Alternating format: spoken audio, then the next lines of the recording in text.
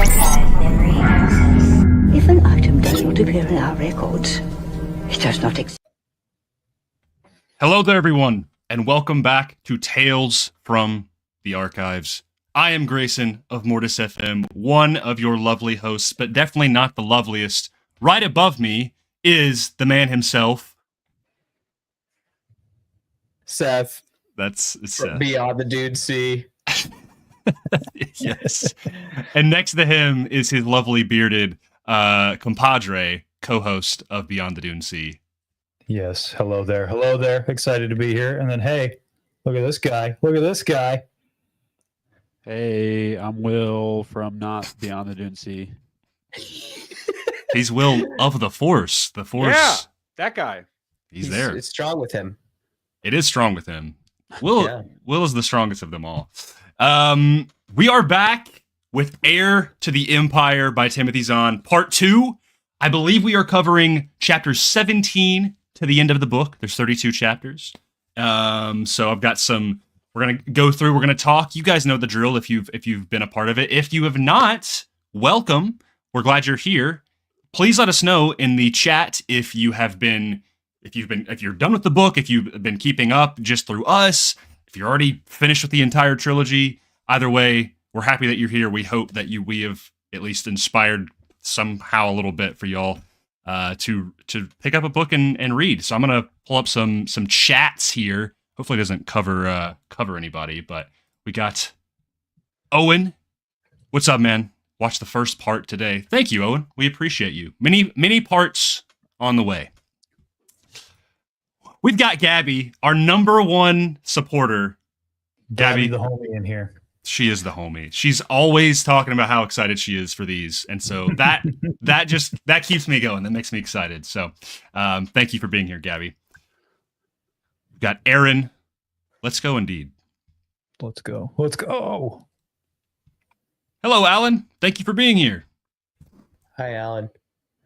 And we've got Divided Skywalker saying hello and finished the trilogy a couple years ago. Yeah, I'm a little late here, but there's a perfect time for everything, right? He's re-listening now. So, yeah, we've got 15 people watching right now. Thank you all for being there. Hopefully we accrue more. But hey, if you got to go or you got to listen later, it'll be up on all of our channels. Make sure if you're not subscribed to everybody here, please do so. Beyond the Dune Sea, Will of the Force, and if you care about Mortis FM. Leader Mortis FM. He puts these all together. He's the man. He's the guy who does all the work anyway, so might as well subscribe to him. That's not true. Will makes the thumbnails. He made this background. Okay. That's true.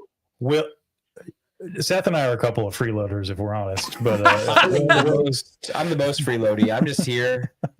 Okay. Freeloady. I'm gonna give a small confession here. I feel like it's applicable. We've been doing this for almost a year. This is our fourth book. This is our fourth book that we've done, technically. I remember when I first messaged y'all about this idea. Cole messaged me on the side. He's just like, I love how this is like the subtle back door to just hang out and get on a live stream with them often. And I was like, listen, I just think they're cool dudes. I just want to talk to them more often. And so there was an idea to bring together. Well, we think you're cool too, Grayson. We appreciate you. I I appreciate appreciate that you think I'm cool. Hey, Dude. we read a book, didn't we? We did read a book. We read half a book. Well, now we read a full book. Yeah, Read that's the true. full book. Yeah. And we're only moving on to another book, and then a book after that, and the books keep going. And last thing I got to say before we hop into the chapter summaries, we have a little, I guess, announcement, a little tease at the end. So just stay tuned for that. Connor, you can. I'll cue you in. Okay. I'll wait. Sorry. Okay. Give somebody or give people George Lucas will be joining the stream at the end. That's what. Sorry, I tell you how much Connor, you I love blew Mara it. Jade. That screen's gonna be here. It's gonna be awesome. Very well. All right, let's pick up with chapter 17 if I can find my chapter summaries. Well, hang on. What'd you guys before we gotta dip our toes in? What'd you guys think of just overall the last half? For myself, I liked it. it ended at a point that I was not expecting it to end. But it's definitely teeing up the next book, which I'm just now really excited about. And there's like a specific segment of events that I really, really enjoyed with some character interactions. This book's great. I love this book. Mm-hmm. How about you, Will? I'm a first halfer when it comes to this book. I like the second half, but most of like when I think back on air of what I really enjoy about the book is really in the first half. Not to say I don't enjoy the second half, but yeah, I was really stoked when we were talking about the first half of the book. But I mean, it's a great book overall. So both halves make the whole. There's some really cool moments in here that I think make both halves like just really worth it. And this book is just incredibly fast paced. Like Timothy Zahn knows how to pace a book really well.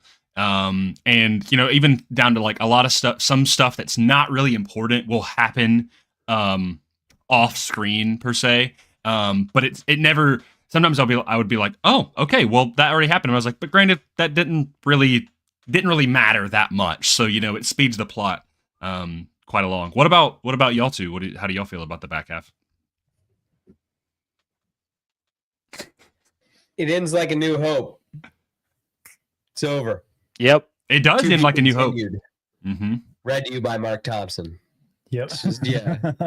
Yeah, I was gonna say Macman asked, you guys recommend the audiobook? I do. Go get the $1,000,000,000%. Read to you by Mark Thompson. Dude. Yep. Personal friend of the show. I'm just kidding. Oh, stop that. Yeah, no. Mark is incredible. I went back and forth between reading and listening, and just so good. Like sometimes I would listen to a chapter and then go back and reread, and then I would just like having those voices in my head. I was like, man, this is just exceptional. This is so good. Connor, wrap up with you. What do you think about the back half? Well, kind of like Luke and Leia at the end of Empire Strikes Back, I think Will and I are linked in our thoughts here because I'm very much a first halfer as well. I love the second half, but a lot of just the great character foundations and story foundations are laid. And this is definitely this is the first part of a story, really. And this is actually what Timothy Zahn told us when we talked to him. I asked him when we met him, what's your favorite book? And he's like, I can't pick because it's all one story. Yeah. And you can really feel that. Not to say the second half's not good. It's great. It's just, it's like you have, if you look at a 3-act structure, it's like you had the inciting incident in the first half, and then it's just been kind of little stair steps getting up to that act 2. Cool stuff happens, good character moments, but nothing bombastic or crazy. It just makes me really excited to get to Dark Force Rising. Yeah. Yeah, there was like a specific character that was put in the shadows a little bit, and I was just like, oh man, now I'm really excited to get back to that. Goes with a lot of characters, but without beating around the bush, let's get right into it. Yeah, let's hear it. So, chapter 17, if you guys don't remember, Luke, the chapter before, Luke got in a little skirmish with some Imperials, blitzed off to hyperspace, and his ship was damaged, and so he comes out of hyperspace and he tries to repair his X-Wing, but he doesn't have any luck. So him and R2 try to devise a plan to wrap some wire that was coiling other parts of the ship to create a signal boost and try to get an emergency signal out. But on the other end, back to Leia and Chewie, they get to Kashyyyk, and she's introduced to Roro, which is the one of the big cities there on Kashyyyk, and she's introduced to a lot of the natives, a lot of indigenous Wookiees, one being Salporan and one being Ralrachin or Ralra, and Ralra actually has a little. He actually can speak. He cannot speak English, but the way he speaks Shriwook is easier for humans to understand, which I have a little thing about that with the audiobook. Regardless, she's introduced and then she's brought to a safe house, but she actually spots a Nogri. At least she thinks she spots a Nogri, but nobody can find the perpetrator. Yeah. So one thing I wanted to bring up with the audiobook, I do love the audiobook. However, the one thing that if I did have to critique it, I don't love the Ralra, like, Yeah. you know, like, like, Yeah. like I get what I get what they were trying to do, but that part was definitely easier to read than it was to listen to. I don't know how y'all feel. Nothing more needs to be said. I agree. Yeah. Yeah. Yeah. They can't all be winners.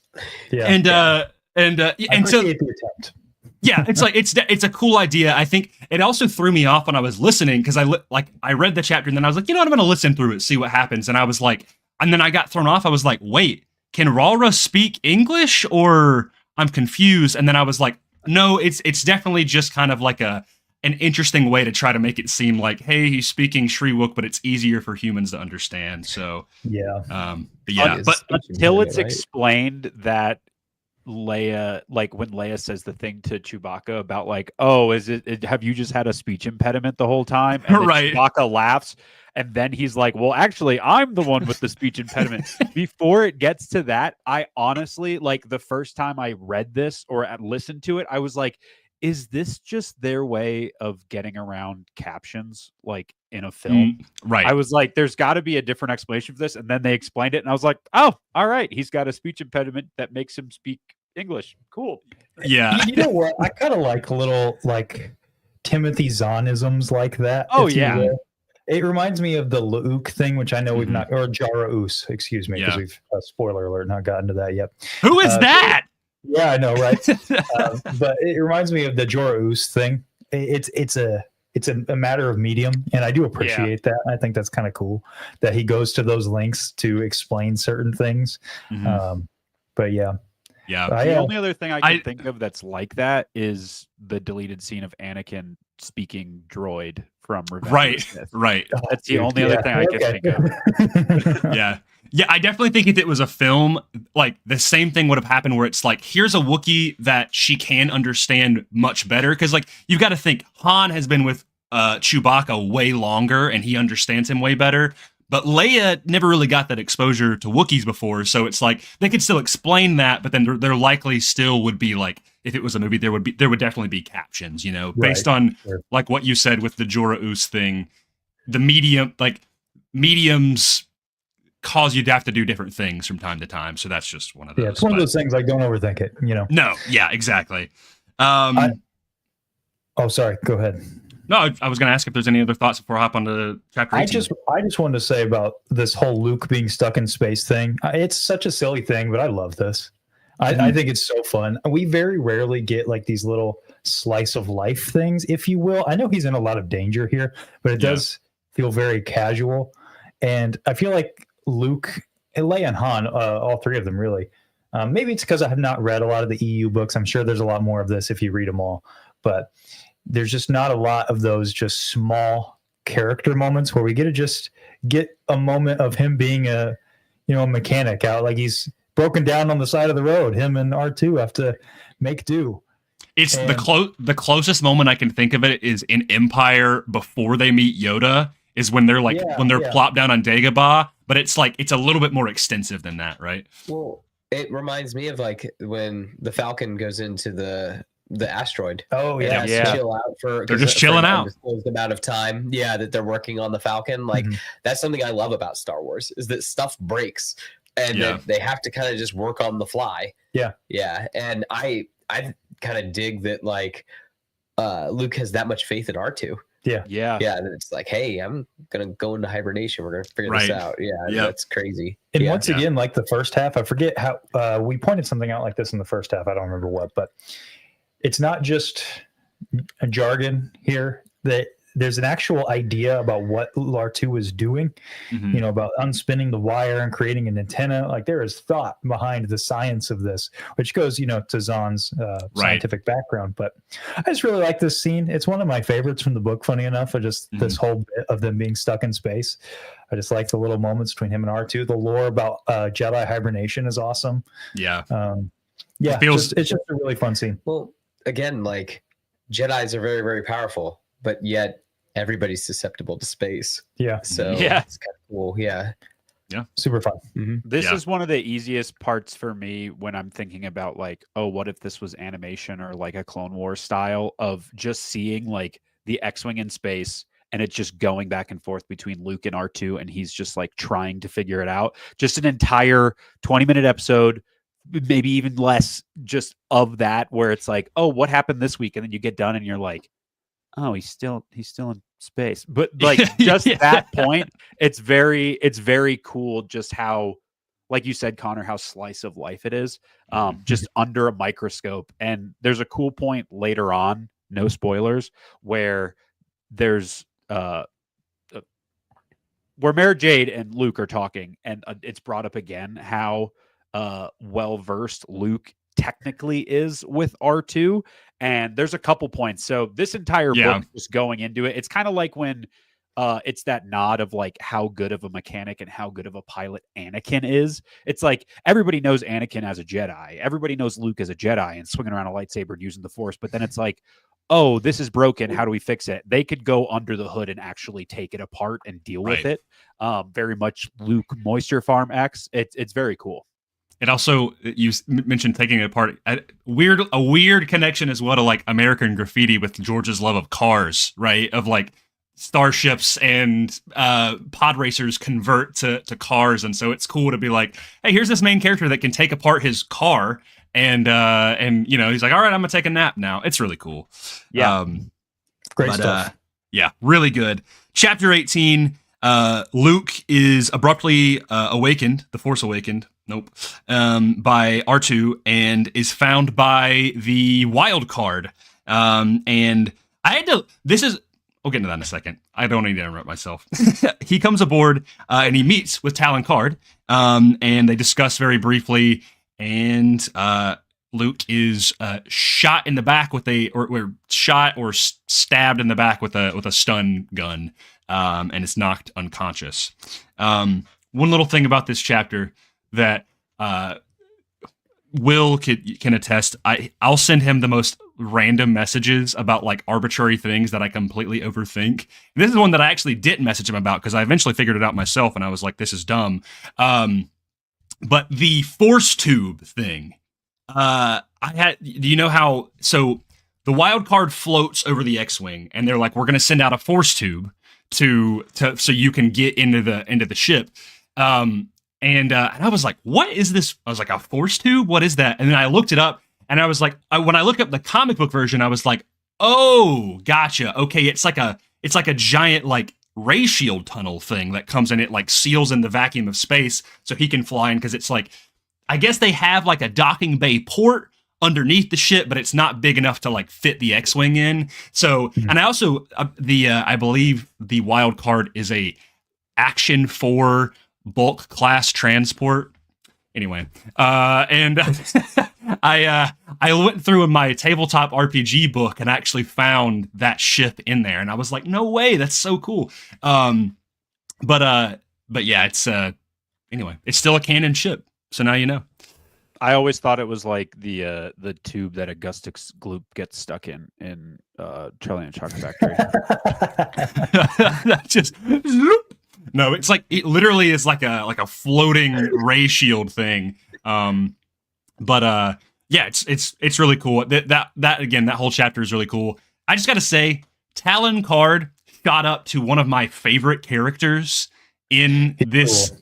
He's really cool, and he feels like, we'll get on to a little bit later, when he's up against Thrawn, I think like that's when those characters are at their best, because it's like they're playing like mental chess with one another, and I really hope we get to see more of that. But yeah, any other thoughts?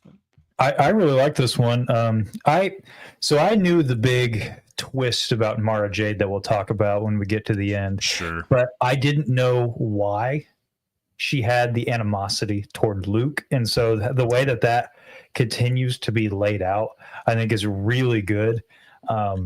Where, you know, he gets aboard the ship and he is sort of prying into her mind a little bit as best he can, and can just sense. I think there's a line in this chapter, if I'm not mistaken, where he says like he hasn't sensed that much hate since the Emperor, right? And like that's so intriguing, because we're so far the breadcrumbs of this character is that she's extremely efficient at what she does. She's really good at her job, but she also hates Luke and won't even tell Talon Card. And that's such a curiosity to Card that he's willing to, jeopardize his mission here to go stop and get him. Yeah, to go get him because he just wants to know what the deal is. Like he's not even interested in giving Luke to the Empire, which is kind of the whole reason they know about this. Like it comes into play later on, and but then like Mara's able to find him, and he's like, "Yeah, we might as well figure what's up with this," Yeah. So I liked that a lot. Just trying to figure out what's going on with Mara, and then when you get to that big reveal at the end, it's the pieces are laid out really, really well throughout this book. I think it's maybe the best part about the book, other than Thrawn, is just the slow roll of Mara Jade. I'm excited to see where that character goes, because aside from her position, if you will, I don't know anything about this character other than what I've read so far. So I'm very excited to see how that unfolds. Yeah, I know a little bit because of like video games and stuff. Like there's a video game that she pops in that's like a DLC for Dark Forces 2. But like, again, just it's crazy. Like, I mean, I of course I love the original characters, but these new characters with Talon Card and Thrawn and Pelion and Jora Us and Mara, I'm like, man, what an incredible cast of new characters, I think it's great because they're not reskins, I feel like we run into that a lot when we come to modern sequels and modern reboots and stuff, is like every new character is just a reskin of the character you met before. And Thrawn is not a Palpatine, Card is not really a Calrissian, if that's really the only comparison I can think of. And even then, those aren't even close, right? Mara Jade is something completely different. Yeah, you're right. This cast of characters is fantastic. I mean, there's a reason why everybody loves these characters so much. I mean, even Captain Pelion, he's awesome. I mean, he's great. Willing to go against his superiors, to get his thoughts across, and every now and again he's right. That's another really cool element to all this that adds another dimension to the Empire, to the Imperials. So, 100% agree. You're a big Mara fan, aren't you? She's great. Yeah. I mean, what do you want? I mean, I don't want to say too much about her. Mara's always on point. That's the way I see it. If she's the one that you want in the front, because she could probably handle it. Yeah. Yeah. So, yeah. When you said she's great. What? I said when you said the she's great thing, I just thought of like Captain America Civil War, and Ant-Man comes out of the truck and he's just like, "Oh, I know you too. You're great." I mean, I don't want to I think that she's one of the best things in Legends. I'll be honest. I think she's a great character. So I'm excited to see more from her. I think she is a little slightly one-dimensional this back half of the book, because she's just kind of, I don't like you. Yeah. But then there's kind of that whole, like, towards the end, it's like, oh, yeah, you get maybe moments. There's a little more. Yeah. There's a little more to her. Who knows? Yeah. I think it was when we were reading the first half, and I think, I don't remember if it was on the stream or if it was, I messaged Will, and I was just like, yo, when is Mara Jade going to be in this book more? Because I'm reading and I'm like, where is she at? And he was like, yeah, like she definitely has more of a presence in Dark Force Rising. But I will say that is the benefit of this back half is her character. But I was like, we're only really scratching the surface, Yeah. And I'm like, I'm ready to get to more of her being a supporting character. Yeah, like Divided Skywalker there in the chat saying, like, I like Mara Jade now, but I don't like how bratty she seems in the book. Well, I'm curious, did you read the audiobook? Because I love Thompson's depiction of her, but that is something, he does make her seem really bratty. Well, but I mean, I think she's just tired of loose crap. Oh, no, I get it. It's not a knock on the writing or the performance. I just... I'd be upset, too, if I was stranded with the person that I hate more than anything, and I've been told that I can't just kill them. Right. So, yeah. I've talked what about do you guys thoughts? I saw MacMan also said that. Are you guys listening to the 20th anniversary? That's what I listened to. Okay, do it on Audible. That's in my opinion the best way to do it. It's most convenient. Yeah. Because even if you just want that, you can sign up for like 1 month, get the book, and then cancel it, and you get to keep the book forever. Yeah. So Audible, all of the Star Wars audiobooks, the unabridged ones that are modern, or at least within the past 20 years, are of exceptional audio quality. And a lot of them that maybe didn't get the prior audiobook treatment, Example is Death Troopers. My dad acquired the audiobook for that. It's only like 7 hours long. It's really short. That one they redid for the Essential Legends collection. And so now it's like got all the sound effects and things, which just really goes a long way, you know? It does. I like the music, although they use the same 3 songs, it seems like. Yeah, that's they're the a only little thing limited, I like. but Yeah, where I'm like, come on, guys. it does add an ambience. That's one of the better things. One of the Sometimes- best things about listening to the audiobooks. Sometimes the music works really well, and then sometimes I'm like, now why that track? You know, like That's what I'm like saying is it's like always the same 3 tracks. It's like, guys, you have all 6 movies worth of music. We can't find something else that fits rather than little Anakin's theme. Come on, it's like come one that I thought was so funny. I mentioned it in the last stream was when Luke is talking to Ben as Ben kind of fades off. It's playing Anakin and Padme's love theme, and I'm just like. That's funny. Like, I don't know, but like, I get it. It's like, well, how do you think Luke was made? There you go. What? That music was playing. Yeah. Yes. Yeah. Yeah. I guess, man. That's my goal. I want that to be my job, guys. I want to be the guy that picks out the music for the audiobooks. There you go. Yep. You're the audiobook DJ. Yep. All right. Chapter 19. Luke wakes up a couple days later, or an unknown amount of days later, apparently drugged in a room, presumably, we as an audience know, on Merkur, with Mara Jade holding him at blaster point. He's brought to Talon Card in a room with like this kind of grand room with a large tree, and they talk about the nature of Luke's capture or release. It's a very amicable conversation between him and Card. But Luke is told about the use of Lemiri, and how it prevents his force abilities from working, especially his ability to be able to sense things.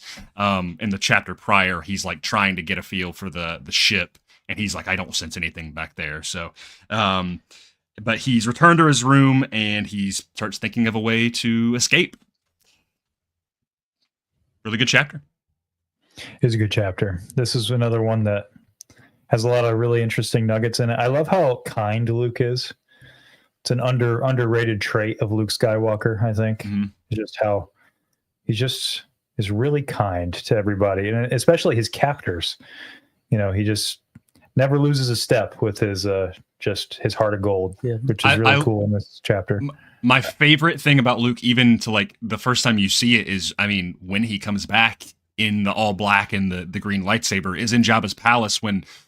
He is just, he's so good at, that's a great moment. I actually love that moment. But like his just ability, like he's just so calm and composed. Like, even though like sometimes there's moments where he's just like, he's being very level headed, but he's just like, he's, if you don't free them, I'm going to kill you basically. But he's always very like, even in this book, he's very just kind of like, just trying to not be reactive to what's happening, even though there's some really good moments specifically in this chapter where he's like, he kind of talks about like how he could be freaking out right now, but like he needs to, like, he's got to reel himself back in, to make sure like this isn't going everywhere with my thoughts and freaking out and being anxious about all this stuff is not how I'm going to get out of here. Right. And it's like such a Jedi thing.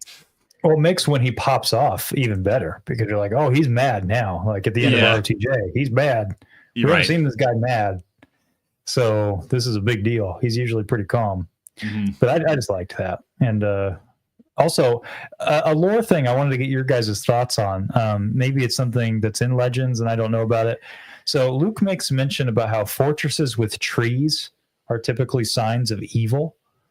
And how he was really perplexed by that big old tree that was in the middle of Card's like fortress.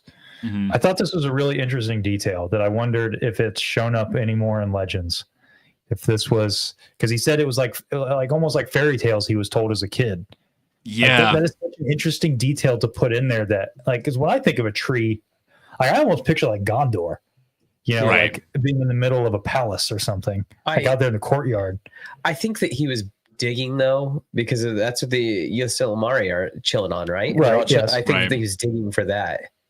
Well, but he says that he was told stories as a child. Yeah, right. Like almost like the middle of a fortress. It was usually the bad guy's place. Yeah, I thought like that was basically the Luke equivalent of Wim's little story pads that like he's reading, like that. Like Luke saw things like that, and it's like, oh, a fortress with a tree. Yeah. Yeah. Or, I mean, he could just be pointing out that it's like, are you really like, am I in the clutches of the bad guys? Are you guys the good? Like, he could be playing like some 4D chess or whatever. Well, he didn't say it out loud. He says it in his head. No, I got you. He's like thinking about it. It's such an interesting detail to put in there about the tree being in the middle of the tree being in the middle of the fortress being a symbol of evil. Mm-hmm. I'm just like, that's I don't know off the top of my head, or I can't think of one off the top of my head. I just think that's so interesting. I don't know. That was a detail that really caught my eye. The closest thing I could think of to a fortress, which obviously this book came out years later, and we did it last year, so go check it out, is in Plagueis on Sojourn, I believe. The fortress that Plagueis or Hago Damask has, where he like gathers all of the scum and villainy. I think it's like every year or whatever. But like I don't remember there being any mention of a tree, at least not off the top of my head. So I don't know. That'd be an interesting thing to look into. People in the chat, feel free to, while we're yapping, to look into that. That's now that makes me think of. Oh, sorry. No, go ahead, Connor. Because I want to hear the passage first because I got a thought about this. So as he walks in the room, it says this. And he walked into a scene straight out of ancient legend. For a moment, Luke just stood in the doorway, staring. The room was large and spacious, its high ceiling translucent and crisscrossed by a webwork of carved rafters. The walls were comprised of a dark brown wood, much of it elaborately open mesh carved with a deep blue light glowing with the intricacies or interstices.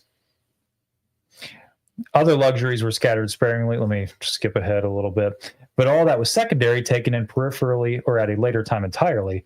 For that first astonishing moment, Luke's full attention was fixed solidly on the tree growing at the center of the room. Not a small tree either, like the delicate saplings that lined one of the hallways in the Imperial Palace. This one was huge, 1 meter in diameter at the base, extending from a section of plain dirt floor through the translucent ceiling and far beyond. Thick limbs scattered perhaps 2 meters from the ground stretched from this way from across the room, touching the walls, almost like arms reaching out to encompass everything in sight. So that's him describing it. Let me get to... Okay, swallowing, Luke started toward him. There were stories he remembered from his childhood about fortresses with trees growing up through them. Frightening stories, some of them full of dangers and helplessness and evil. And fear. And every one of those stories, such fortresses were the home of evil. So there you go. That's kind of the linchpin, that last part. I just think that's so interesting. Like, that's such a weird detail, like that a tree in a fortress is the home of evil. So what I was going to say was thinking of, I mean, obviously this was written before, but when I think of like a tree in a fortress, I think of the Clone Wars when Yoda and Dooku are like always meditating at the tree at the Jedi Temple, and Luke is there at the beginning of this book. I mean, I know Zahn had no like way of knowing that. So like, if that tree is still there, did he just thinking of Luke being like, oh, this is a sign of evil? Did he see that and think, like, oh, that obviously must be from when Palpatine took it over? I will say the Imperial Palace in Legends is not the Jedi Temple. That is a notable difference. Oh. Yeah. The Imperial Palace is essentially like this, like the Senate building or the like another building. Because I wanted to know this because I know the Imperial Palace in canon is the Jedi Temple that has been taken over and retrofitted by Palpatine. So definitely don't think Zahn had that in mind, but oh yeah, there's no way he would have been like. I'm just going to add that to my list of things to ask him next time we run into him, because I'm just curious where that comes from. Because to me, I think of trees are usually symbols of good in almost every story, or like life and nature, right? So that was interesting detail, but otherwise, I don't have much. I wonder if Zahn just was like, yeah, that kind of makes sense. Evil trees. I don't know. Evil trees. Yeah. Hey, man. At some point in the Shattered Empire books, though, the comics, Luke does go after 2 trees from the Jedi Temple at one point. Right. He kept one and gave the second tree to Sharabay and Kes Dameron, Poe's parents. Poe's parents. Dameron's parents. I was about to ask. I'm like, are these the new canon comics? Yeah. Relatively new, I guess. Yeah, and then Kes Dameron shows up in that Battle of Jakku comic. He's like one of the main dudes. But I remember that came out like right after or right before Force Awakens came out, and everyone is like, is Poe going to be Force sensitive? No. He's tree sensitive by that tree. Yeah. Hey, before we move on, can we check in with this comment by Quinlan Voss? I think this is interesting. Yeah, of course. Would you like the addition of Mara Jade in the Heir to the Empire movie, or did the sequels ruin everything? Quinlan, you stop that. He's always doing this in my chat. But I do think the first part of your question is interesting. I still think the door is wide open for a Mara Jade introduction into the current timeline. I think Shin Hati is going to be that Mara Jade shaped hole, personally. She's too young. She's too young, and also like the fact that she's just a girl dark Jedi, in what way?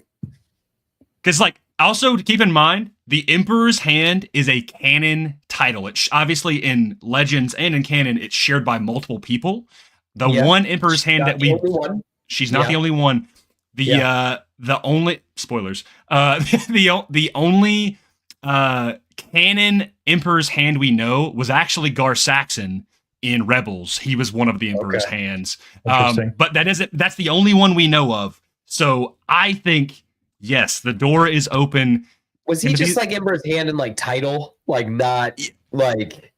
He wasn't like how she was in Emperor's Hand, right? No, yeah, because also there's some conflicting things of Vader was technically the Emperor's Hand or the Emperor's Fist, and it was kind of but it still is a thing. I was looking into it last night, not even because of this book, and I was like, okay, so the Emperor's Hand is at least loosely established as a personal operative of Palpatine that carries out covert operations. So I just think Mara could slot perfectly into what they're building right now and kind of complete Luke's character arc. If you look at where he's at in the Mando timeline and where he's at in the sequels, Mara coming in there, Mara not making it out.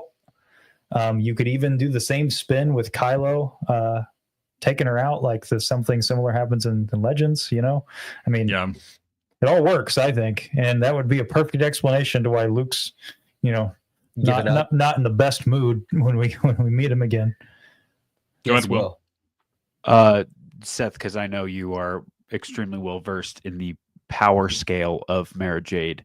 If it ended up being where she was introduced and the way she was offed before the sequels was Ben Solo in his rage killing her, would that make sense, do you think? And question for the group, do you think that would make Zahn a little mad? To Kylo Ren then kill her? If Kylo Ren was the one to kill Mara Jade? So the whole thing is that I guess whatever, spoilers, guys, how Mara Jade gets killed is the guy cheats, essentially. This isn't in these books, by the way. I was gonna say this is way in the future. This is Legacy of the Force. I'm sorry, guys, I'm cheating. Which book is that in, by the way? That it's the one, gosh darn it, it's got it has Jason Solo or Jake. Is it Solo, Betrayal? Whatever. He's in green and he's got his head down. I've got that book over here, yeah. Yeah, it's in that book. So what he does is he cheats and he projects a vision to her for a split moment. It throws her off her game. And then he throws her and hits her with a Volution dart. Yeah. Yeah. So, or I think it's whatever. He hits her with a dart. Yes, Betrayal. There you go. It's that book. Yes. So, but that's the whole thing is if Kylo cheated like that, then... yeah, maybe, because she was going all Emperor's Hand on him and everything and sneaking around and everything. And she didn't want to fight him. She was just trying to figure out answers and stuff like that. Yeah. Yeah. But I think that power scaling wise, especially right now where we're at in the book, she's way stronger than everybody else. Yeah. Yeah. Honestly, I've always had it that if she was going to come back and going to die, because the rise of the comics are canon, but there's a lot sometimes that they do change things, that they do supersede it. But based on what we know with Ben, is like, okay, if he was gonna kill her, it would be after Luke already, ignites his saber over Ben. What if it was an accident before that? What if that's why Luke Whoa. has his hesitation in the hut? And that's part of the reason why he's doubting him, is because he's already accidentally killed Mara. Yeah, something maybe like there's a mission that happens. I think if it's written well, I can get on board with anything. I think it would be interesting if it was not that it was an accident on Kylo's part, like it was like, oh, it's an accident, but more so like if there was something like some sort of big mission that was happening, or something that was happening in the galaxy, and because of Ben's actions or inaction, it directly causes Mara Jade's death. Yeah, I don't mean like, Ben tripped over a stick and, his lightsaber went through her stomach. Or, well, she wouldn't die from that, my bad. But, like, not something like that. I mean, maybe he's really flirting with the dark side and he's training with Mara and, there's something there. And then, he goes off a little too much, something like, I don't know. I mean, Connor wants to give Mara Jade the Dick Grayson treatment in Injustice. That's literally what I was just about to say, where he throws the Eskrima stick and he trips and cracks his head on a rock I was like, as long as they don't do that with the Injustice comics where that's how Dick Grayson dies, I don't want to see that. I mean, I would prefer if we're theory crafting. I would prefer that Thrawn is the one that I agree. That and so that's again just more burden on him or on Luke. I think that either way, any way that they do it, if they're going to introduce her, they just need to be prepared to tell a lot of stories with her before getting rid of her. Yes, in my opinion, animated show. Yeah, if you just put her in the movie and she's like, or maybe she's in the movie, maybe she's in like a Tales of the Jedi. If they do like a little 15-minute snippet, and then she dies right after that. Man, what an insult! I know that would be. So if they're going to bring her in, there's plenty of time there. I just want them to be prepared to actually dedicate the time to the character. Yeah, like they seem to be doing with Thrawn. I think people would be mad if they did the same thing. Like, imagine he came in Rebels and then died in Rebels. Yeah, right. Like, people would have been pretty upset about that, even though he's great in Rebels. Yeah, but I just want them to be committed to the character a little bit. That's all. No matter what it's going to end, because that's always the caveat with any new stories we tell in the Mando timeline, is it's always got to be capped off. Yeah, that's what we know is going to happen. But maybe she'll pop up in those new comics that were just announced today. The post ROTJ comics that that could be a way to soft launch her. Yeah. Really. I think, I mean, Mara is kind of like, I don't know, there's so many characters that get introduced in the comics and stuff that it's like they get this big popularity, and I don't know, I just feel like there's so many people, even if people don't know, like people know of Mara Jade even without reading the books, that like they want her to come in. They're like, oh, she would be a cool character. I don't know. I'm going to bring this comment up because I think I know what he's trying to get at, but I don't agree.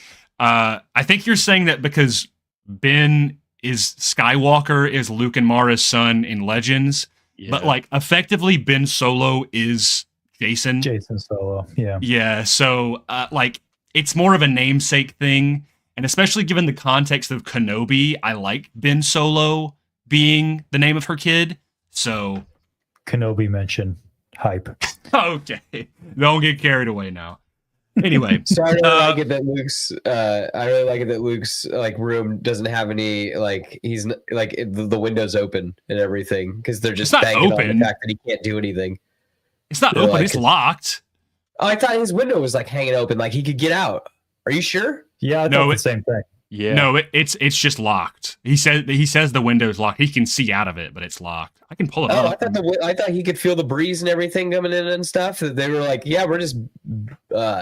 It's like, we're banking on the force bubble that's around our base that you're not gonna be able to do anything. It's just high enough that he can't force jump out of it. Yeah, maybe. I think it's open when he wakes up, but when they go back, everything is closed. Gotcha. So feel free to fact check me on. Yeah. You need fresh air when you're sitting in the vacuum of space. Because also Mara is just sitting there at gunpoint, just like waiting for him to wake up. Yeah, it's a great moment. Anyway, moving on, chapter 20.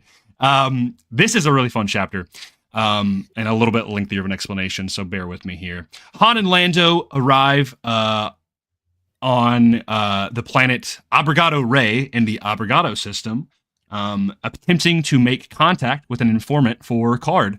They go to a casino/cantina called the Lobu, trying to identify the contact, who they don't know exactly who it is. They recognize an individual from their past, named Finn Torv, at a sabacc table. Han surmises that he's likely the contact and makes a play to get him out, as planetary security is scoping him and his landing bay. Han attempts to enter the game, but is quickly stopped by a reverend who claims his card is a skifter, which is basically like a trick card. Torv manages to flee in the chaos, and Han manages to convince them that that's not his card. He gets out of there, returns to the Falcon, and finds Torv and Lando both inside. Han makes a deal with Torv to get his ship out of impoundment if he takes him to Talon Card and his base to speak with him about getting him integrated into the New Republic, which was kind of what Han's prerogative was in the first half of the book. Really cool, really fun Han and Lando chapter. I really enjoy the way Zahn writes Han and Lando. It makes me really want to read that Scoundrels book that he did, where it's kind of just like a Han, Lando, Chewie book. And you know, Seth, you're a Han fan. I'm a Han fan. What do you think about this chapter? I liked it. I just wish that Han wasn't so like just saying lines he said in the other movies, if that makes sense. Like what? But I feel like that he's kind of just playing the hits a lot of the time. And really? So I will admit that I am Han being one of my favorite characters. I feel like he's kind of one of the more lower points of the book. Sure. I feel like he doesn't have as much to do in this book. So I even think that Lando's a little bit more interesting than what Han is in this book. He's just kind of like, oh, well, I guess I gotta go over here and gotta go over here. Where you go? Oh, fine. If you gotta go over there, and Luke's gotta go over here, then it's just like, I don't know. I feel like he doesn't have a place in the world right now. I like that Han is just like, well, we got to go do, like, we might as well go do this while Leia is on the run and Luke is doing his thing. I mean, I get it. Like, it's not the most exciting thing within the overall plot, but I do enjoy. I just like hearing Han smooth talk. Go ahead, Will. No, I was just going to say that this is probably my favorite chapter of the back half, only because the entire time I was rereading it and listening it, going, man, the Solo movie is awesome. Yeah. Just because, like, there are so many references, and like the four of us specifically are like so bombarded with Star Wars facts and like archiving and remembering where stuff is brought up, but it's just fun to like be listening to the audiobook and hear them talk about, like, when Lando obviously brings up the sabacc game where Han wins the Falcon, and you're like, it's so cool that was made canon in the Solo movie, but obviously because of it being brought up here. Like, there's so many of those little things. And then, like, when it's the three of them on the Falcon and he's like, you stole the Falcon, and he's like, stole? And it's just such the banter between the two of them, of Han and Lando, he's like, yeah, I was really mad at you, like I said. Like, there's so much good banter that, like, I really, and I know it's not at the top of everyone's list when it comes to like weird Star Wars projects that may or may not happen in the ether of production and Lucasfilm and all that stuff, but like, dude, I'd love to see the Lando series that Donald Glover was it's a movie supposed now to do, or a movie. It's a movie, it's a series, it's a book, it's an audio book, it's a comic, it's a smoke signal. Who cares? I have no idea what it is. It end up being. There's a new director every week. Kathleen Kennedy says it's not happening. He says it's happening in an interview in an orange patch. The guy, I just want it to happen.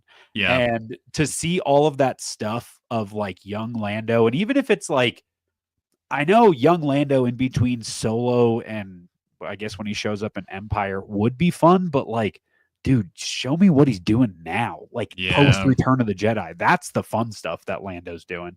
Mm-hmm. That's the fun stuff with all these characters. That's what I want with everybody. Give me all of that stuff. Yeah. Yeah, I agree.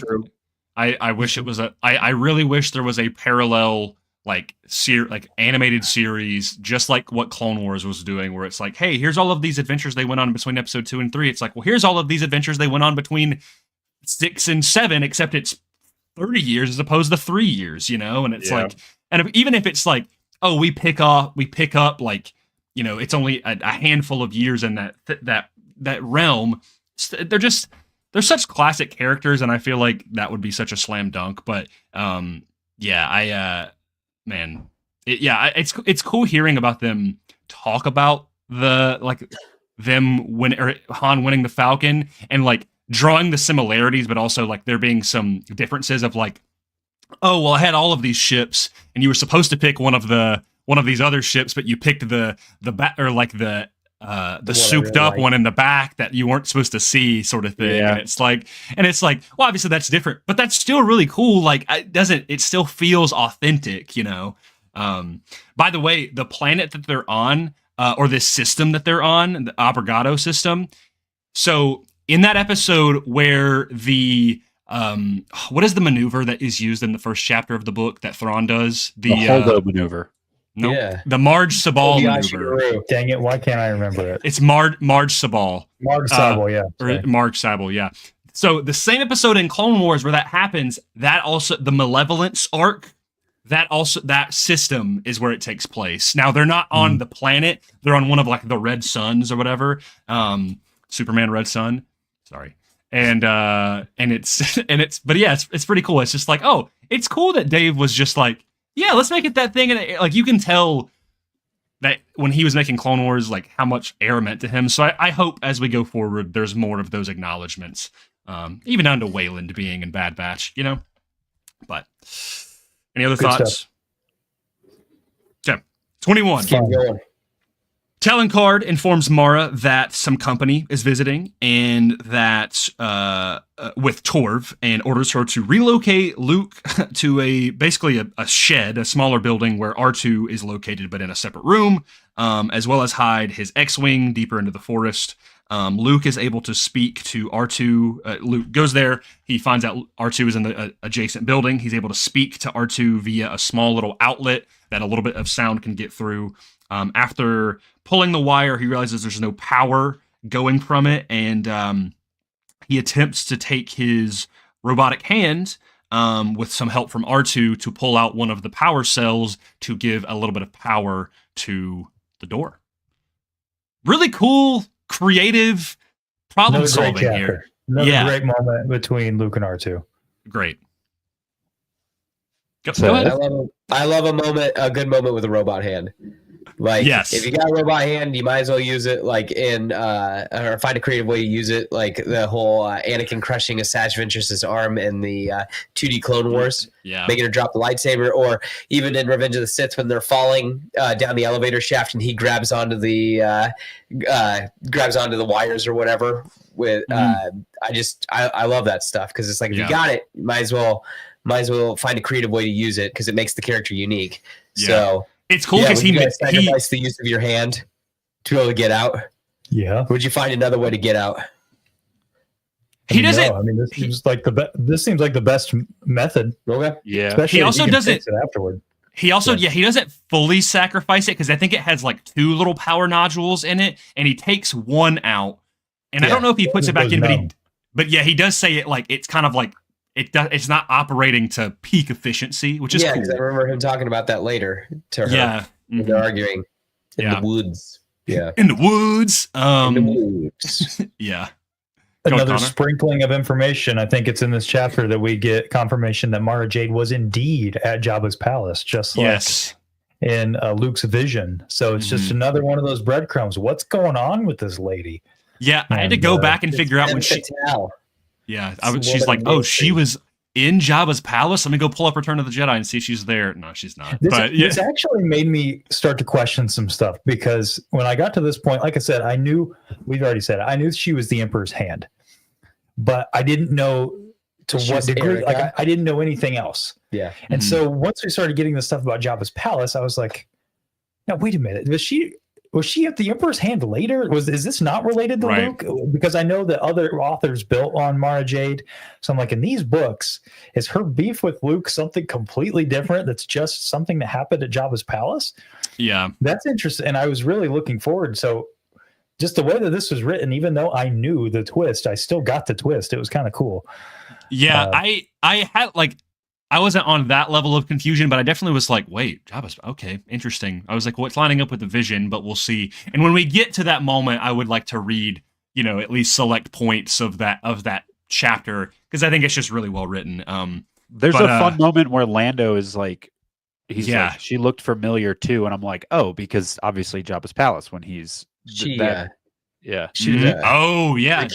Erica, just so you guys are aware. Yeah, I saw. Yeah, we haven't gotten there yet, Seth. I'm just letting you know, because I mean they don't really ever say that. She's like in like. Was it in a comic or something? You see her like if you is she one of those just like we like the Rick Sant from Return of the Jedi? How they made him Rex? No. Is it one of those scenarios? You mean Nick Sant? Like how Timothy Zahn's in that card game. She's in that card game like that. Nick, sorry, yes. You know how like Timothy Zahn's Talon card. It's the same idea. There's Mara Jade, but she's Erica and she's dancing. But a dancer. Whoa. Yeah, she's like a Jabba's palace. We've not gotten there yet. Seth, sorry, my bad. You in the Talon card game. Talon card in the card game, the Star Wars game.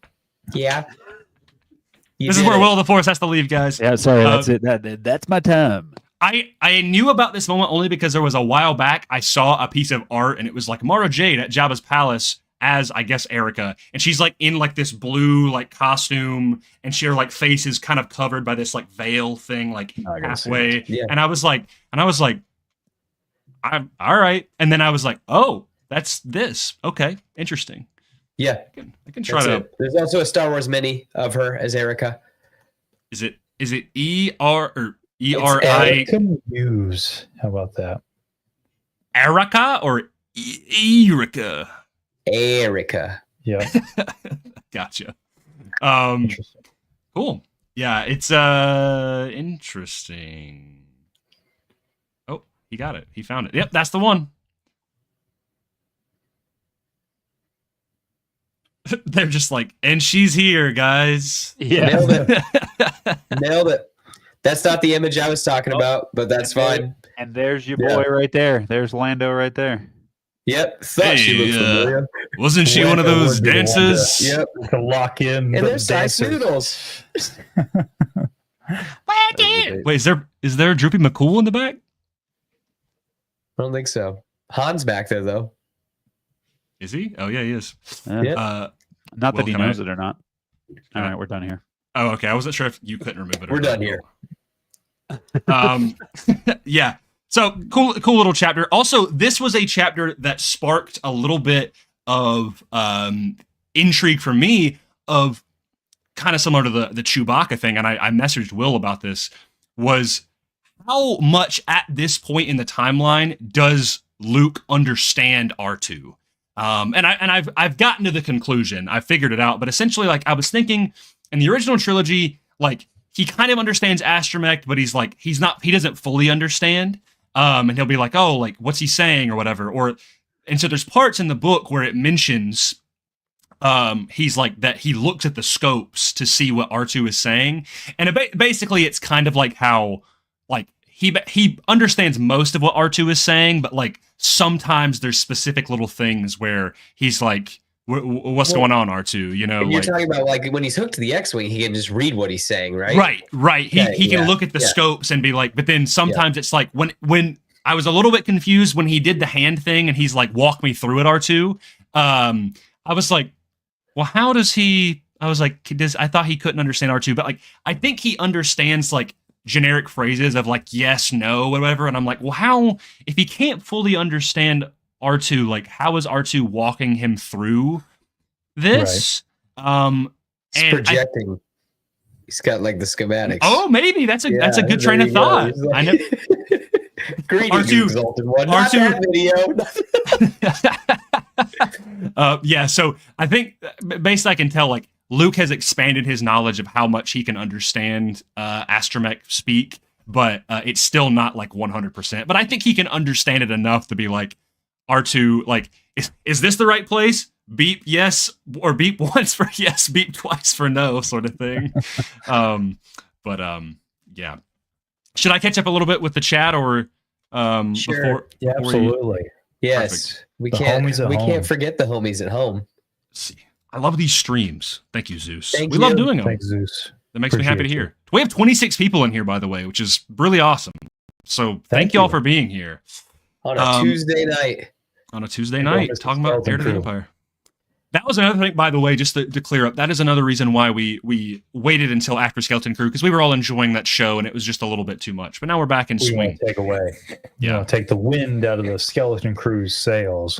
Have you guys watched the animation of Heir to the Empire? I saw what you did there. Darth Angelus. No, I have not. I've seen the one from Jar Jar Jargon. I've not seen the one by this. I'll have to look into that.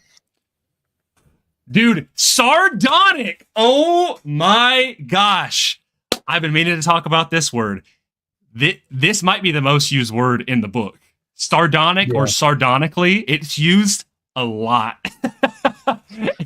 Like, it got to about like the fourth time, and I was like, man. And like, what is sardonic? And I looked it up, and I think it's used like 16 times in the book or something.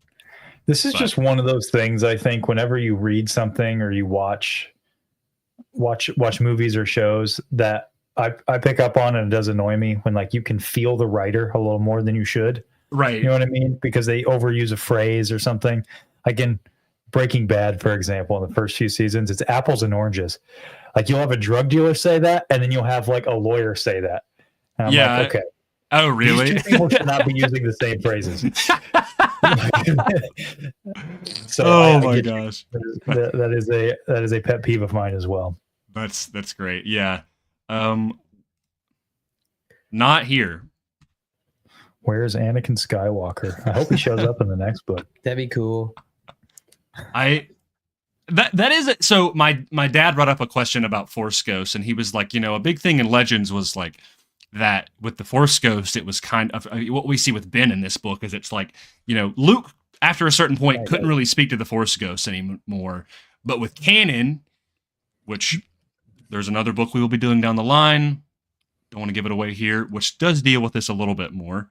But he was kind of like in canon, like they don't really give a concrete, like Force Ghosts are this kind of mysterious thing, but it's interesting that the way they explain it in Legends of it being like kind of like a timed out thing of like, all right, and their Force essence is, but we talked about that last stream. So, 22. We got 22. Han and Lando speak to Card for a good amount of time about him working for the New Republic and needing a slicer. Card invites them to dinner, but then he's notified that he has a call. Card goes to his comm room to speak with the Chimera, which has approached Merkur's orbit. Card speaks with Thrawn, who is approaching the planet via a shuttle. Thrawn needs more Issa Lamiri, as well as inquires about more warships, which was not brought up before, and Luke, which Card lies about. Card sends Mara off to hide the Falcon further, while Card goes back to address Lando and Han. So yeah, this is that chapter that you were talking about where Lando's like, "Oh, I think I recognize her, Han." It's just the conversation between Card and Thrawn, because they have not spoken directly at this point. So Card just knows of Thrawn, but he's never actually spoken to him. Just really cool moment. Oh, sorry. There's a little bit more to this chapter. I apologize. I broke it up. The very end, Luke draws power from his mechanical wrist and escapes with one of Card's ships. Mara sees, finds him escaped, and chases after him. Then they both wreck, right? Not yet. Not yet. Kinda, but not yet. Let's just keep spoiling stuff. Man, there's people reading at home, like reading along with us, and they're just like, gosh. Who's Annika? Just throws the book. I just don't even care. Yeah. So pretty complex chapter, but still really good stuff. Love reading about Card. And just Merkur is such a cool planet. Like I love the intrigue around this planet of it kind of being a more simple forested one, but it's like, oh, when nighttime comes, like, you know, don't leave. Do not leave. Yeah. I love that how Zahn is able to take all of these people and all of these factions, and somehow they all have their own goals and ideas, and they keep crossing paths in ways that feel organic. Mm-hmm. So it creates really great opportunities for bouncing. Right. You know, where and character interaction. Yeah, it's awesome because like Thrawn's not there to confront anybody. He's there because he has a goal, and it just so happens that Han and Lando are there because they had a goal, and it just so happens that Luke is there because he got trapped in space, and it creates this cool little soup, you know, where the characters, all of their unique quirks and traits get a bounce off one another without needing to be confrontational, because that's sort of a cheap way, I think, to get good character moments is to be confrontational with one another. Cheap, I say, it's easy, I guess, and that can be really great when the opportunity allows, but you still have to manufacture those confrontations, and Zahn does the much more complex thing, which is making it believable that all of these characters keep running into each other and their paths keep crossing, and it makes everything so much more tense here, obviously, because Card doesn't want Han and Lando to know about Luke, but Card also doesn't want Thrawn to know about Han and Lando, and Han and Lando doesn't want Thrawn to know about them. You know, it's this it kind of reminds you of like the Jango Fett Obi-Wan conversation in the apartment, where they're kind of like talking about stuff, but not really talking about stuff. And kind of working around like, oh, what's you know. Like there's a double meaning to everything they say. Sure. Yeah, and that's what kind of the Talon Card talking to Thrawn a little bit kind of gave me vibes of. That it's like, you know, just trying to work around, trying to weave. Well, yeah, trying to work around the situation without having a confrontation, like you said. Yeah, because there can't always be a war in the stars, if you will. Yeah, Card just be like, I'm just a chill guy, you know. I have no idea what just happened. I am going to write down that timestamp so we can have that screenshot later on. Thank you very much. Did you say this your guy? Clip it, chat. But add to it too. If you clip it, you got to put the. Do I have to pull up the just a chill guy here? I'll after the stream I'll show you this. It's a meme. It's a meme. It's a meme later. Okay. Yeah. You guys, I do think though we got the geriatric on the other side here. The octogenarian here. He was past his prime when these books came out. So you know what I mean. Past my prime. Goodness, that's crazy. Say it for your own show, boys. What were you going to say, Will? I was going to say to Connor's point about Han was that Han also being worried about Leia and the fact that Leia is pregnant is like another big part of why, because it's not until the end of this chapter, the end of the next chapter, like after they eat, when Han's like, when Card's like, what do you want me to say? That Luke Skywalker was here? All right, he was. And Han's like, he was here the whole time, and now I'm figuring it out. But before this, when he's at dinner and he's like thinking about Leia and he's trying to figure out like why the Empire, I think he's talking to Lando about it before or after the dinner. When he's talking about, he's like, well, if I had a hunch, it's because of the twins. Like they want the twins.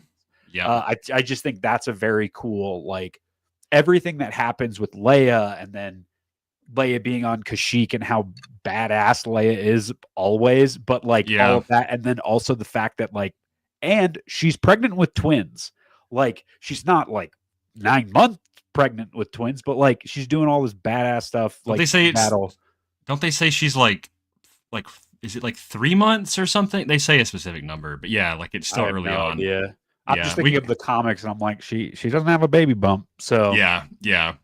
They say it early on. I'll have to figure that out. But yeah, no, it is really cool. And I forgot to mention that Han moment as well. Yeah, because he's like, if they wanted her, I think it was something to do with the they would have used stun blasters. Because it's a 50-50 shot of a miscarriage. Yeah, right. And you're like, oh wow, okay, some deep lore. So like that's why they use the Stokely sticks, is because they need to capture her that way. And I'm like, look at my guy Han being a little observational. Yeah. Yeah, it's really cool. All of these little Indiana Jones coming out of that guy. He's got something to do. Everybody around him is doing cool stuff, and he's over here at dinner just going like, man, why these guys want my friend? Why they want my wife? My wife. What am I supposed to do? Well, he's also like, could you please help the New Republic? Could you please? Talon Card's like, maybe I could do that. Maybe I could. Also, I now cannot unsee Antonio Banderas as Talon Card. I think it's so perfect. Yes, perfect casting. Talon Card, Antonio Banderas. Like, I know we have the zonification of him with the trading card, but the book does say he has short hair. So in my head, I'm like, I'm thinking prime Antonio Banderas from Spy Kids, you know? I still just can't get that out of my head. Spy Kids? Have you seen Nascazoro? Have you seen Desperado? Have you seen Spy Kids 2? No, I haven't seen Spy Kids. What, when, where, and why? The thumbs, the bro. Trilogy? No. He's pushing boots, dude. All right, he's pushing boots. Now we can move on. Chapter 23. Luke makes it a ways before he crashes suddenly with Mara along with him. Thrawn lands at the compound and sends a detachment to investigate, much to Card's dismay. Han, Lando, and Card Slicer, Gint, watch from afar via binoculars. Luke awakens from the crash, uninjured, and finds Mara's ship crash as well. He decides to be the better person. He reminisces on helping individual people and checks on her to find her. She's faking being unconscious. So she takes him captive before Imperials arrive. They hide off in the forest and make a plan to contact Card using some tech from the ski. I think it's like the ski prey or sky spray, whatever, starfighters with R2 encrypting it. Really, really cool stuff. Good stuff. Yeah. The moment Luke. I love that Luke, he's like, yeah, I still have to check on her, and it still comes to bite him in the butt. But he's like, you know what? Like, it was the right thing to do. And then them just like hiding from the Imperials. Like, I love this, like you mentioned, Connor, like these opposing factions, and it's like, oh, Thrawn is trying to like kind of one-up Card because he suspects something about Card, so he's going to send the stormtroopers there, but he's going to make it look like it's a favor. But then Mara's like, I can't like she's no fan of the Imperials, but Luke saves her, and now their team. It's just like a really cool mixture of events, and I really like them planning how they're going to contact the compound. It's just like, oh, we'll use I think they use like a little balloon thing, basically. Yeah. So they got to get to a clearing and launch that sucker up there. Yeah. R2 can't roll around very well in the woods. Yeah, so he's got like a little thing. Yeah, it's a Travoy or whatever it's called. Like a little dolly. Yep. Yeah, no, literally, it's like a sled. Chapter 24. Card fetches Han and Lando. When it's safe, they break off and investigate the shed, Han and Lando. Before Card finds them, he does reveal that indeed Luke was held here and that Mara chased after him. But he lies, saying that he hid him because of the Imperials, not because of Han and Lando's arrival, which is an interesting little point because he kept saying like, "Oh, you know, I hid them because of the Imperials," and I was like, "Bro, no, you didn't." But it's a cool little thing that like it doesn't really matter that much to the plot. Maybe it will down the line. It doesn't in this book, but it's cool. I mean, he's just trying to keep people on his side. Exactly. Yeah. He's just trying to cover his own ass. But then they finally, after all of that, they go back to dinner. They hungry. Helion and Thrawn, they speak on the Chimera about it is ski prey chase. That's the name of the boat. Also a cannon ship. Catching wind of the message ping from the forest, but they're unable to decrypt it due to I don't remember what the term that they use, but essentially, like, because R2 and the X-Wing are so, like, intercompatible and exclusively intercompatible that, like, it's something code. Thrawn speculates that it is Skywalker, but is still a little bit uncertain. He leaves 3 squads of troopers in the town of Hilliard City, leaving to prep for his attack on Louis Vaughn. Mara and Luke continue to wait out in the forest as night falls. Card speaks with his employee Aves about decrypting the message and that what they might have to do to Skywalker if they can't free him. Lots of moving chess pieces here. But yes, like it's.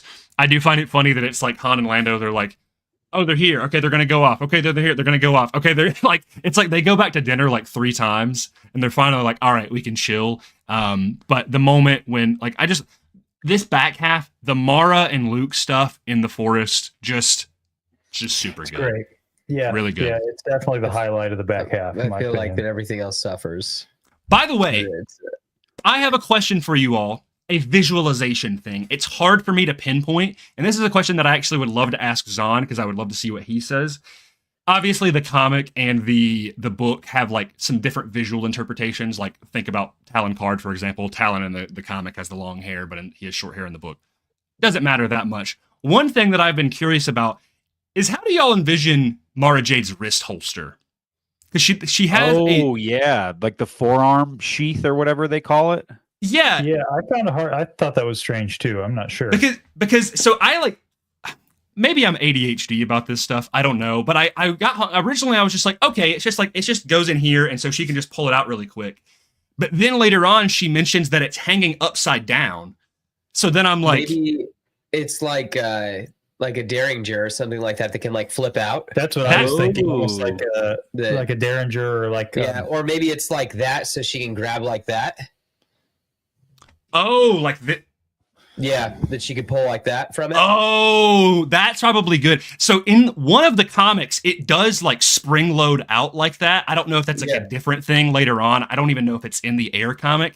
So I mean, obviously she's very good with a blaster. So like, it wouldn't surprise me if she can just like flip it out. Like even if it's here, she could probably just like do some weird trick thing. I mean, she's very agile. She's very combat adept. But I was just curious what the visualization that you saw, because I don't, even in the comic, or like the key art, I'm sure there's some art. How it flips out of Jim West's hand, the baby gun. You have any idea what I'm talking about? No, I think I know what you're talking about. The thing that comes to mind for me is, I believe in Django Unchained, doesn't Christoph Waltz's character have one? Is that what the Derringer thing is called? I think so. Yeah. Okay. I can picture it. I don't remember what movie it's from, but I want to say it's from Django Unchained. Yeah. Right? I want De Niro and Taxi Driver has them too. Doesn't he? Does he?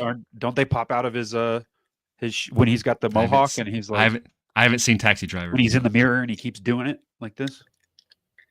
I believe you. Anyway, questions to ask Timothy's on. Any other thoughts? I just love the idea of this whole back half, Luke having to tackle this challenge without the Force, but it still shows how competent he is, and that being a Jedi is a lot more than using the Force. It's about being kind, being calm, like collected. There's still a lot more to your combat prowess than the Force, and we see a lot of that as this interaction with him and Mara goes on as they start to fight off the Vornskers and as the battle at the end happens. But I know that the Ysalamari are a little controversial in the EU, but I think it's a really interesting idea to sort of debuff Luke and still have him get through all of this. So I really enjoy that. Yeah. I just don't like what comes after them. If that makes, I think they just open the door to crazier ideas. That's all. Yeah, I get you. I get you. Go ahead, Will.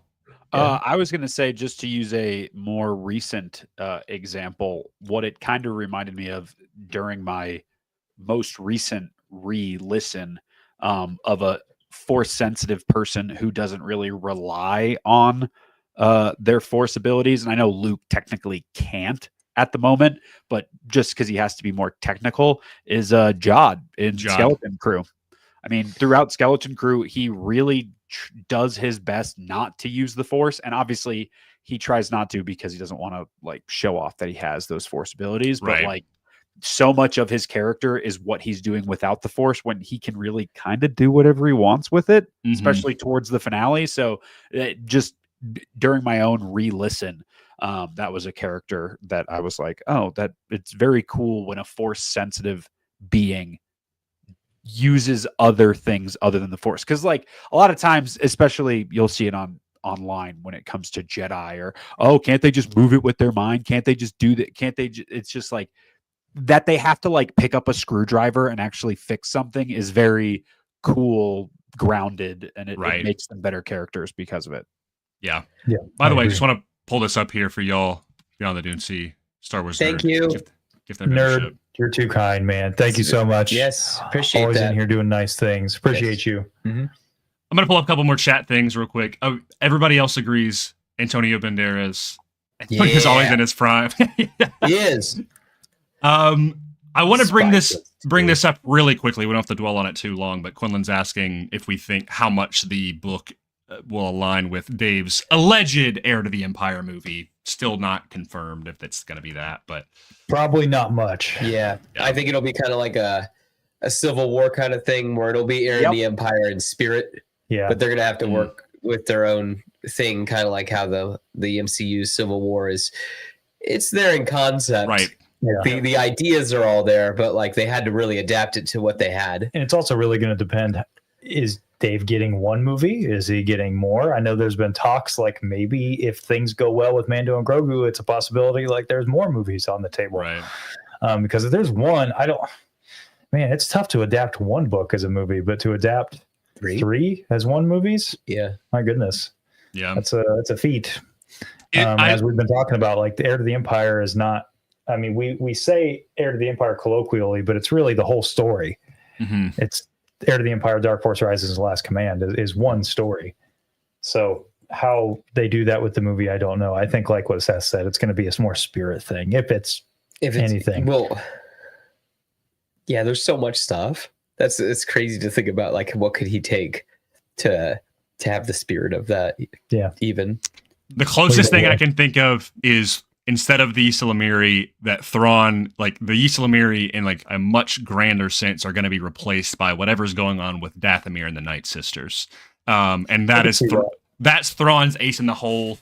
Other than that, and obviously him, retaliating against the posers, the New Republic, I think it's probably going to be pretty unique, but I think Dave has enough if he is going to call it Heir to the Empire, which I'm going to be honest, I don't think they're going to call it that. I'm not so sure. I think they paid enough homage with the little line drop in Ahsoka. Right, exactly. I still think that, Dave, and I'm going to bring this up later on, Dave has a lot of respect for Thrawn, a lot of respect for Timothy Zahn, in that, like, I don't think he would want to just straight rip it, I will say, if they are able to stick any sort of landing with an Heir to the Empire film, and it is like Civil War, because I love that movie in terms of the MCU, and I love the Civil War comics. If they're able to do that, and it's, like you said, Seth, the essence, but it's still a good thing, and I'm able to walk out of that and be like, wow, that was awesome, because it's it's at least top 3 for me in terms of the MCU. Like, I'm very excited for whatever that movie's going to be. Yeah. If I can walk out of it and be like, okay, they did it like that. Yeah. What gives me confidence is, at least, and I know it's not the exact same thing, is that like Marvel's pretty good with that, with like the MCU, like adapting like Infinity War, and then, putting the pieces where like, okay, X, Y, and Z need to happen. And this is how it kind of went in the comic, but we have these characters to do that with. Mm-hmm. And we can keep the idea of that all kind of there. But granted, Lucasfilm is not the MCU. They've proved that a couple of times already. So, well, and you would really need to shift around a lot of characters too, because as of right now, none of these characters, other than maybe Luke, is in play. But that would be wild if they really went with him as like a main character. Yeah, I love it, but I don't see it happening. I really don't see it happening. Yeah, well, I think especially without the Ysalamiri or whatever, like he's kind of the Deus Ex Machina, that like if he shows up, it's over. Yeah. You'd either have to have, like, Ahsoka would still wipe the floor with him. I try to keep in the back of my mind, this whole stuff with Thrawn has just started. As far as like our Mandoverse. Right. So I'm trying to give some credit, some benefit of the doubt to Lucasfilm and team, like with what they're going to bring to the table. It's difficult because we have such a great, foundation with these books that we love. But it just started. So Thrawn has to reckon with things like Luke Skywalker. He has to. I mean, they would have to. I don't see how you don't, I guess. It's not one of those things where it's like, man, Star Wars can't move on. It's like, no, he's a main character of the universe. And like, you're telling a story during his time period where he is in his prime. I don't see how you get around him. So I would love to see a story where Thrawn has to come up with a Yi Salamiri type solution to him. Thrawn doesn't even know. I mean, I would assume he knows now. I don't know how he would have found out, but probably pretty soon, pretty quickly, he's going to find out the Empire doesn't exist anymore, and Vader and the Emperor. I mean, has he found out that by now? I'd assume he would have. He has to, because he's been communicating with the Night Sisters. Right, yeah. Oh, yeah. So, but I don't even think he knows. Why come back? Say what? Why come back? Because there's the opportunity for him to be the heir of the Empire. Mm-hmm. Yeah. I think now more even so than before the sequels came out, they're speeding 100 miles an hour towards either heir to the Empire or completely dodging it, because before the sequels came out, everybody was like, oh, the sequels obviously are Zahn's trilogy.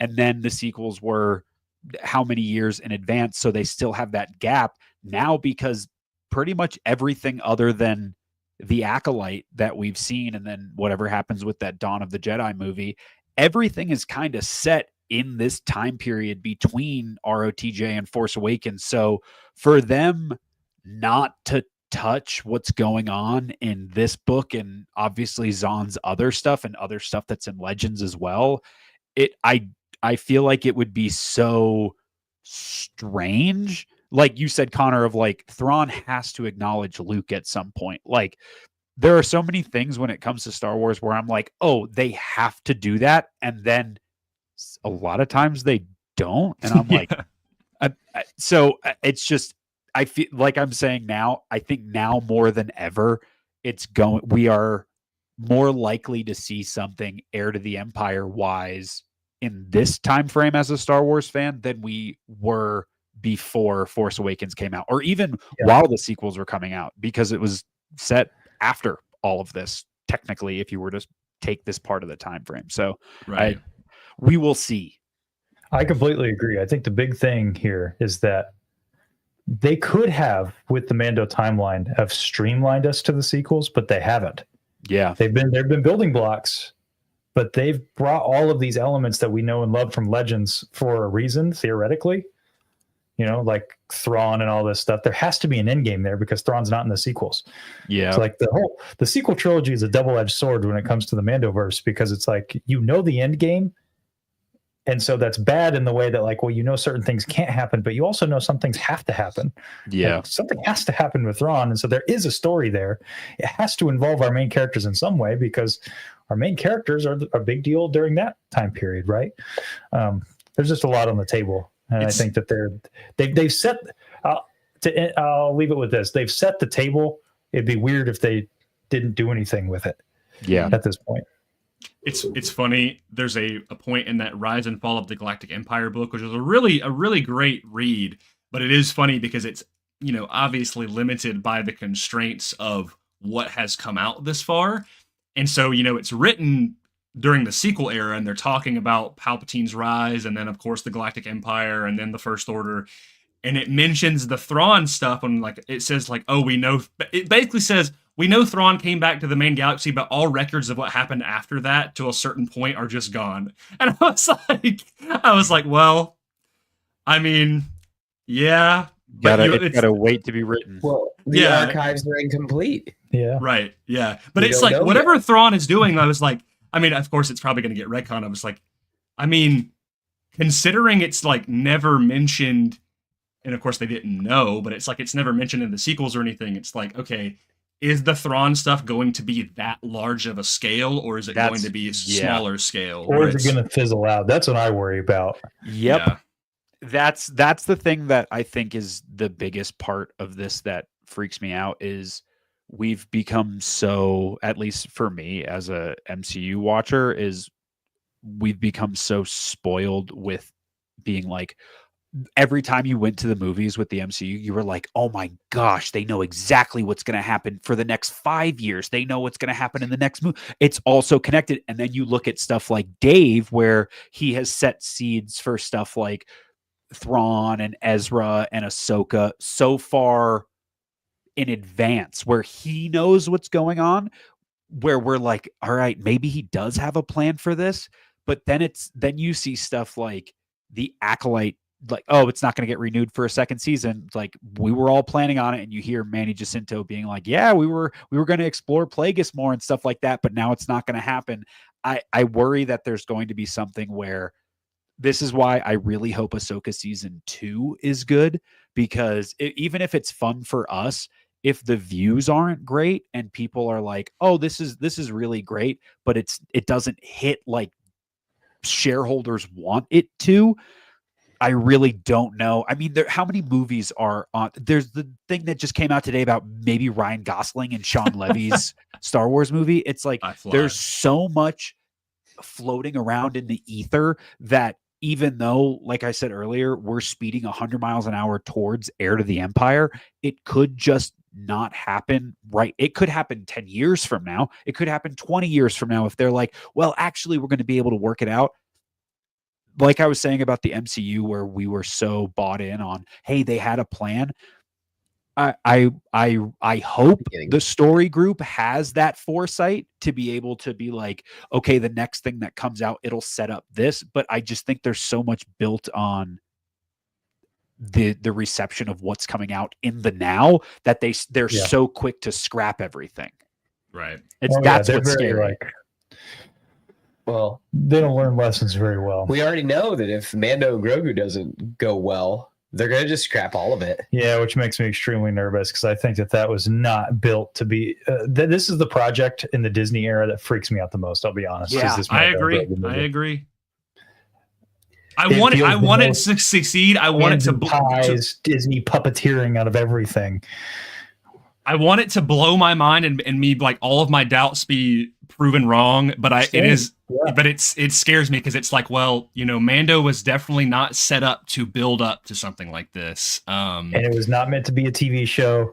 And it's like, you mean a movie? Or it was meant to be a TV show. It was not meant to be a movie. It's like, I hate it when in my fiction, in my entertainments that I watch, when decisions are so blatant, it's like you were there in the boardroom.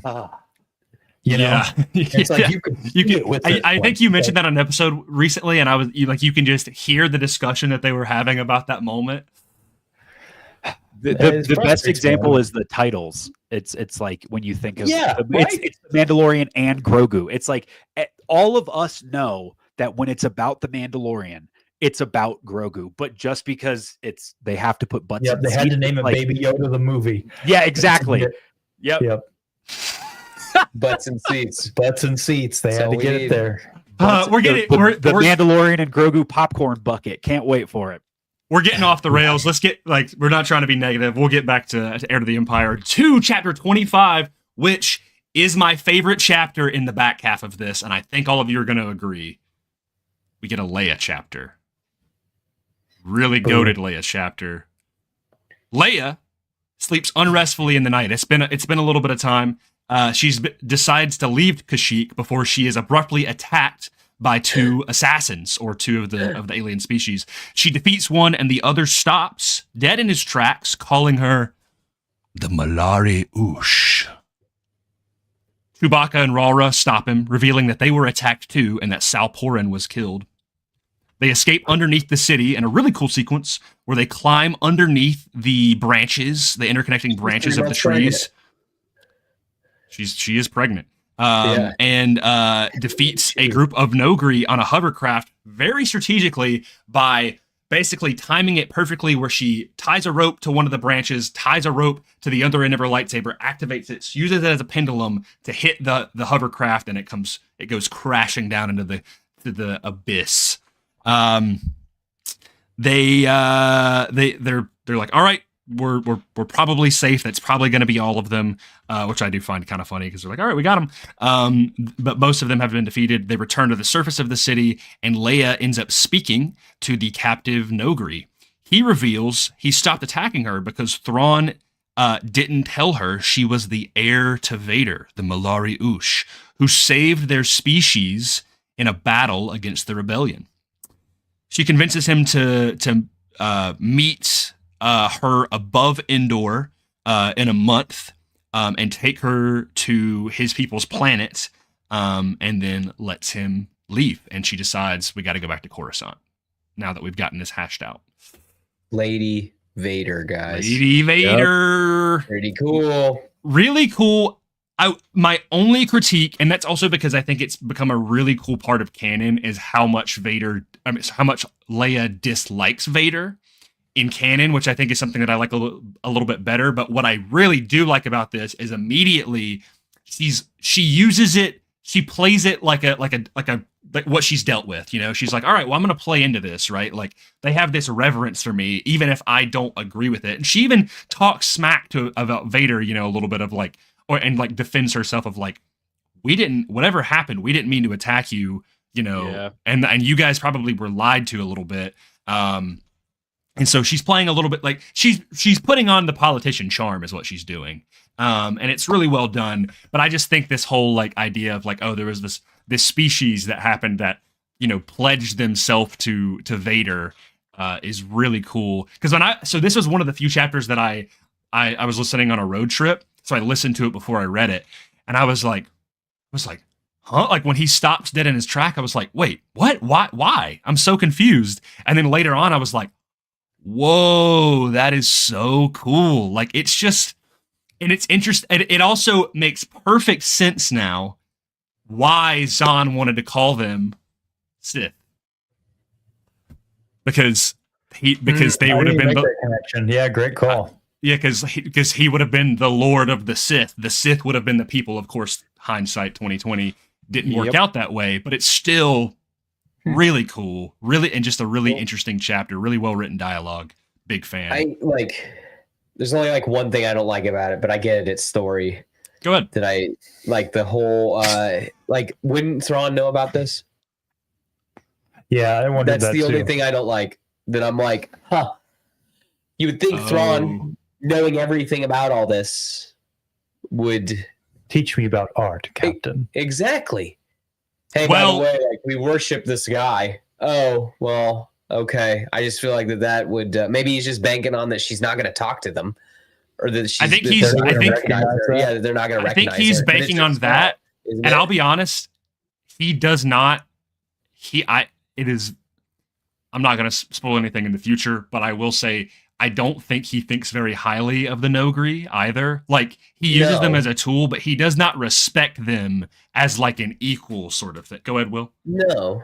Do you think that the only thing that I can think of is maybe the Nogri keep it a secret because they are very, very secretive in that conversation between him and Leia, when Leia's like, oh, well, how do you know? Why can't we meet in public and stuff like that? And he's like, if I revealed this, I could be killed and my whole civilization would be at stake for this. Maybe it is such a secret that they worship. And obviously Thrawn, it would make sense that he would know something that is a big secret like that, but maybe it's so built into their species that they secret like that. The Nogri are so primitive, they never made art about Darth Vader. And if Thrawn didn't think very highly of the Nogri, he just like, well, they're dumb. I'm not going to pay any more attention to their customs or anything. Yeah. And it seems like a pretty major chapter.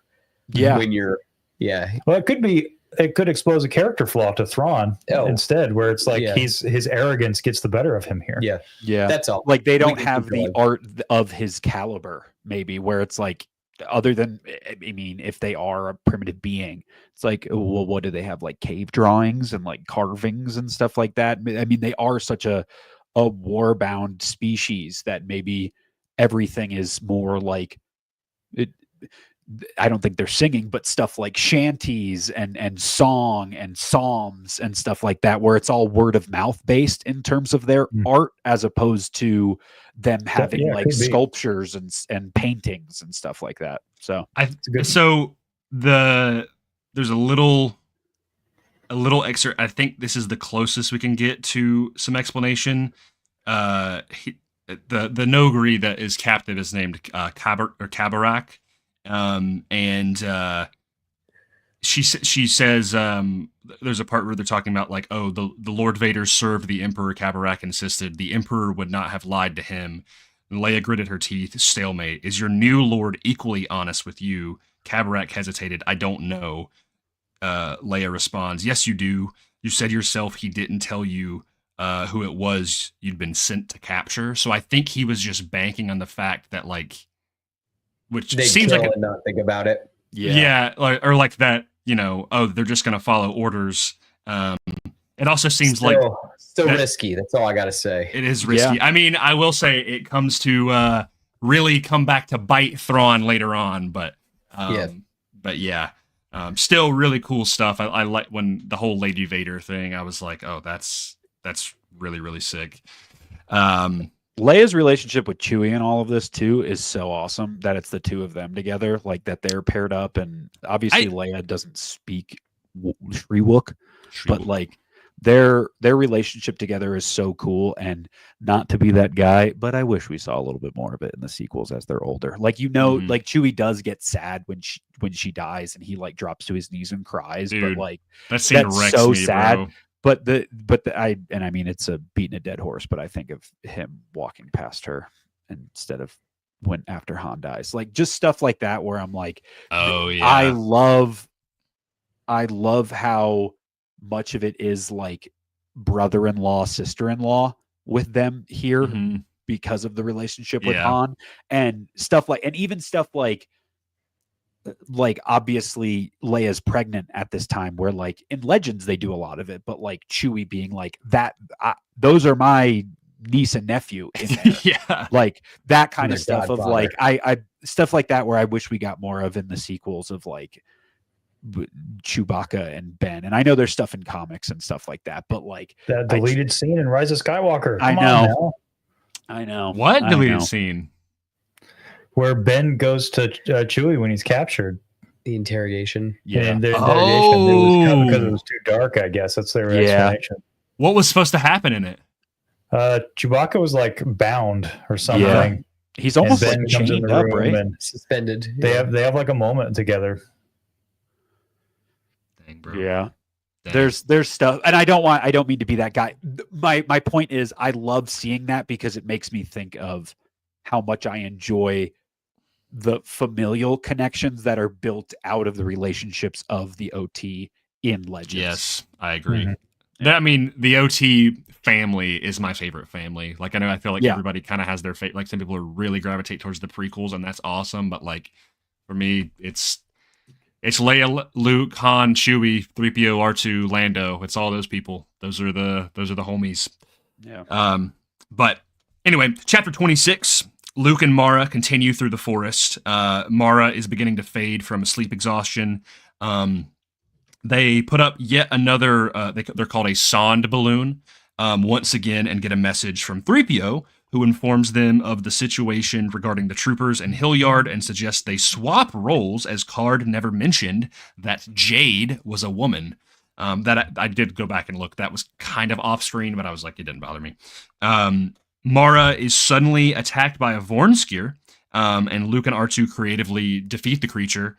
And Luke finally pries out of Mara Jade that she's the Emperor's hand. So I'm going to pull that up real quick, although I'm sure Connor, you already... What? It's not like we've spoiled it, 20 minutes into the episode. The Emperor has 3 hands? He's this like, all right, you are my favorite chapter. It's really freaking good, dude. Let me see if I can find the dialogue here just to kind of pull up. I'm sure you probably already have it pulled up, Connor. Here, you want to get it? Or you want me to get it? What are you looking for? the reveal about the Emperor's hand. Sorry, I can't talk while I'm really bad. I mean, it's a pretty long conversation, so I'm gonna look through because I highlighted some stuff, just some interesting or just some cool little points to kind of clear up some things. What are y'all doing up there? Seth and I just had our own conversation. So we're keeping the folks entertained at home. So the main thing that I wanted to pull out is like why Mara Jade was at Jabba's palace. Why she hates Luke Skywalker. Why? And he said, Luke, this is Luke from Luke's perspective. Why do you hate me? Her knowledge of lightsabers, and suddenly all the pieces fell together with a rush. You were waiting for me, he said. Vader knew I'd go there to try and rescue Han, and he sent you to capture me. Vader, she all spat the name. Don't make me laugh. Vader was a fool, and skating on the edge of treason along with it. My master sent me to Jabba's to kill you, not recruit you. Luke stared at her, an icy shiver running up his back. It couldn't be, but even as he gazed into that tortured face, he knew with sudden certainty that it was. And your master, he said quietly, was the Emperor. Yes, she said, her voice a snake's hiss, and you destroyed him. Jump ahead a little bit. And Mara said, or Luke says, you're wrong, though. He did try to recruit me. Only because I failed, she ground out, her throat muscles tight, and only when Vader had you standing right there in front of him. What, you don't think he knew Vader had offered to help you overthrow him? Unconsciously, Luke flexed the fingers on his numbed artificial hand. Yes, Vader had indeed suggested such an alliance during their Cloud City duel. I don't think it was a serious offer. The Emperor did, Mara said flatly. He knew, and what he knew, I knew. So yeah, that's essentially the gist of it, but it's cool that essentially the Emperor, as Palpatine does, working around Vader, going around his back and having his little associate, the Emperor's hand, Mara Jade, doing some other dirty business, which I just think is really well done. And again, really in alignment with how Palpatine is in the prequels. It's kind of insane how well this book like kind of backtracks and like fits in little things, you know, like I could totally see Palpatine having this group of people that Vader doesn't even know about, right? And also, even go ahead. Well, just knowing the whole conversation about Cloud City. Yeah, I mean, because do you really think that Vader went and told Palpatine that? No, yeah, probably not. Yeah, so it's just really interesting that I wonder how that information got back to Palpatine, or maybe he felt it through the Force. Who knows? I was about to say, I feel like, so there's that chapter in The Empire Strikes Back from a certain point of view, from Palpatine's perspective, right? Where he's like sensing, like I think he's like he has a dream or a premonition where essentially he sees Vader and Luke, who has been converted to the dark side, trying to kill him on Coruscant.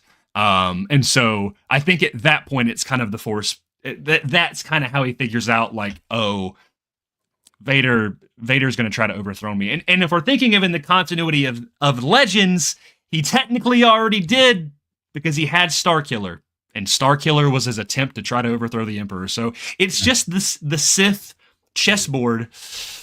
I love that Zahn doesn't compromise the character of Mara in order to get this information. Mm-hmm. I love the action sequence before, but it serves two purposes. One, like you get to see Luke really have to deal with not having the Force and being really crafty, and he has to, be really smart about taking down the Vornskr. That's great. Mm-hmm. But also it gets Mara Jade like weakened to the point where she can actually, let loose a little bit. Her guard is down. And I like how intentional Zahn is with these sorts of things in this book. It wasn't just that Luke wore her down, finally she's going to give it up. No, like she had the elements and being torn down by this Vornskr, and like she just doesn't have the strength to keep up the angry facade anymore. Mm-hmm. And she like they even say that she was like, but for a moment those green eyes flashed again with the old hatred, but only for a moment. The Vornskr attack, coming on top of 2 days of laborious travel and no sleep, had taken a severe toll on her emotional strength. Exactly. It's awesome. It's great. And I tried to read this whole book like I really tried to put myself in the mindset like, okay, I've only seen the original trilogy. I'm now going into this story. You know, what is this telling me that maybe I didn't already know? And I think it's interesting how they're sort of propositioning Palpatine as almost an Obi-Wan figure to this character. And so it actually adds like another layer to Palpatine. Like, take out the prequels, take all that stuff for a minute. I got this almost affection from Mara. Oh, like not only was she upset about losing her status, but like she kind of cared. I got this anyway, that she kind of cared about Palpatine. Yeah, I completely agree. And so that's kind of interesting to think about, that there were some consequences to Luke's actions. Like, yeah, he did the right thing, but had this ripple effect. And a lot of people were affected in different ways by the fall of the Empire. And you had this character who, her Obi-Wan was Palpatine, and you were Vader. You know, you cut down her master, and you sent her on her path that she's now on. And I think, you know, now we know every single thing about Palpatine, right? Like there are a few characters we don't know everything about at this point, but in 1991 at least, maybe I'm wrong, but I think that I could have seen Palpatine getting a new layer, maybe even a sympathetic layer in a way.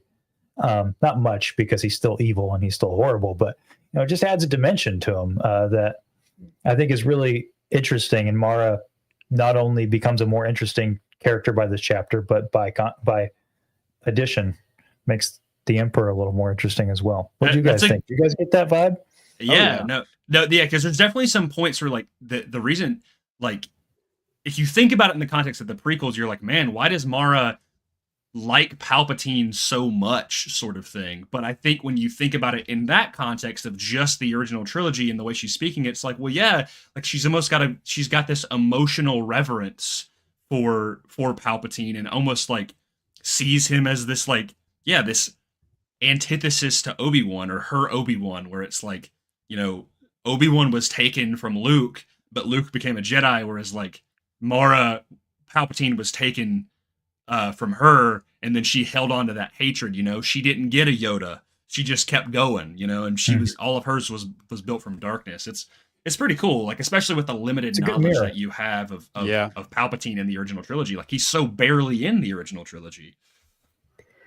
It would be really like scary putting yourself in that situation too, that like, you know, your boss is gone and now no one at work knows you even existed. Yeah. So what do you do? Because you can't go back to your house, because your house is foreclosed basically.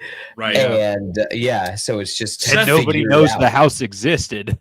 Yes, Seth, exactly. Do we ever figure out in any other extraneous material, do we ever figure out Mara's upbringing?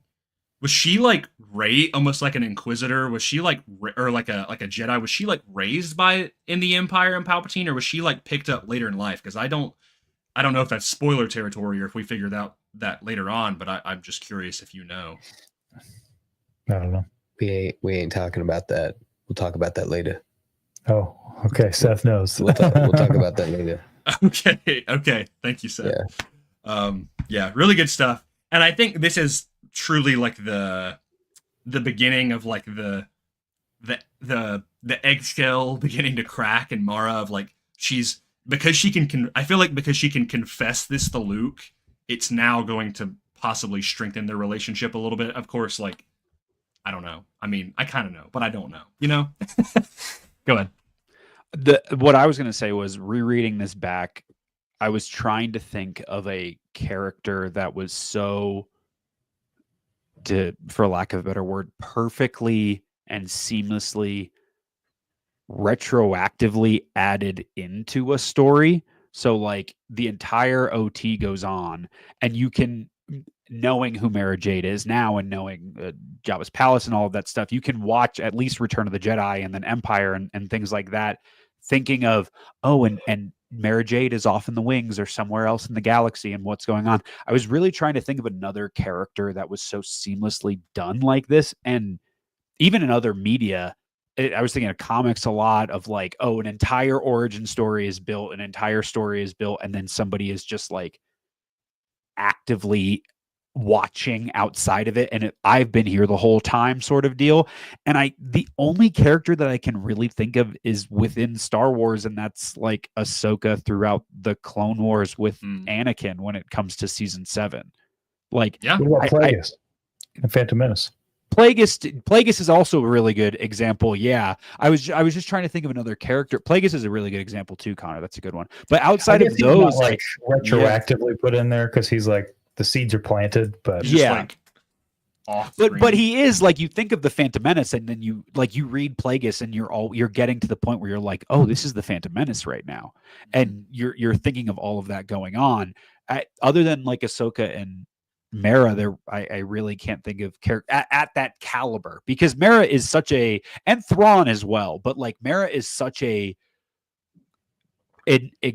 awesome example of adding a character in seamlessly where it doesn't change anything, it doesn't affect anything, and when the reader realizes it as well, the characters are realizing it, and it's nothing that really affects anything in the past. It's more, okay, this character is here now. It was just something we had no idea about, and now it's Mara Jade moving forward.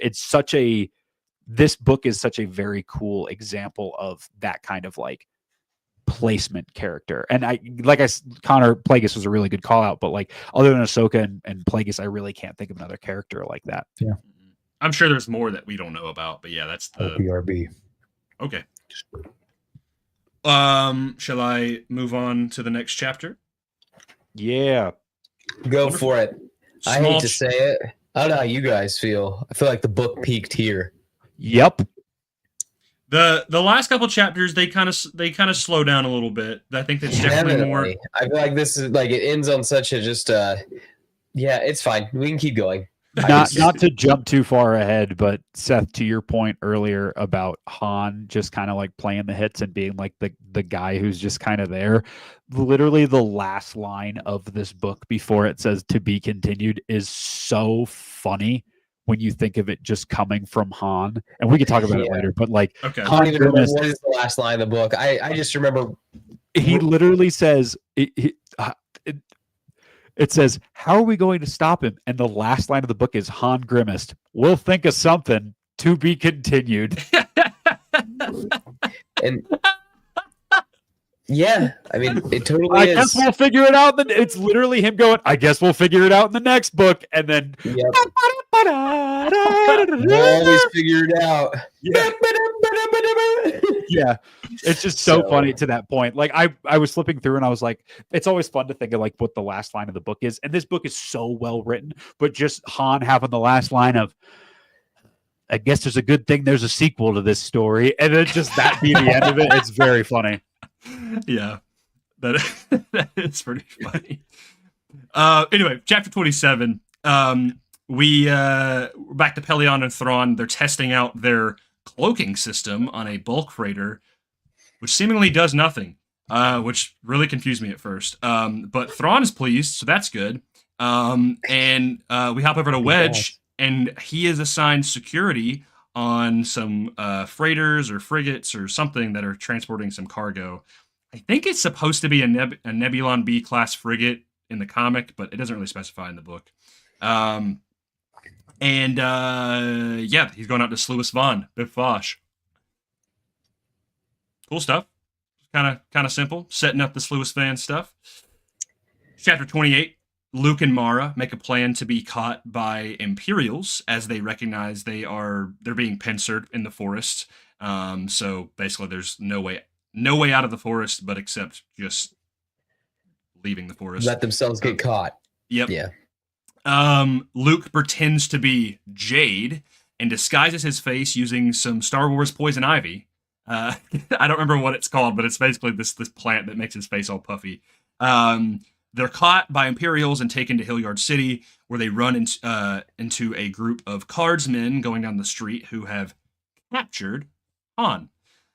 Luke figures out an ambush is coming and uses R2 to signal to 3PO specifically when to attack, to not attack too early. Again, all of the different parties kind of colliding here. When Cards guys showed up with Han captured, I was like, What are they cooking? What are they doing? Huh? What are they up to? I'm happy that I didn't miss that because I just was like, wait, Han's captured?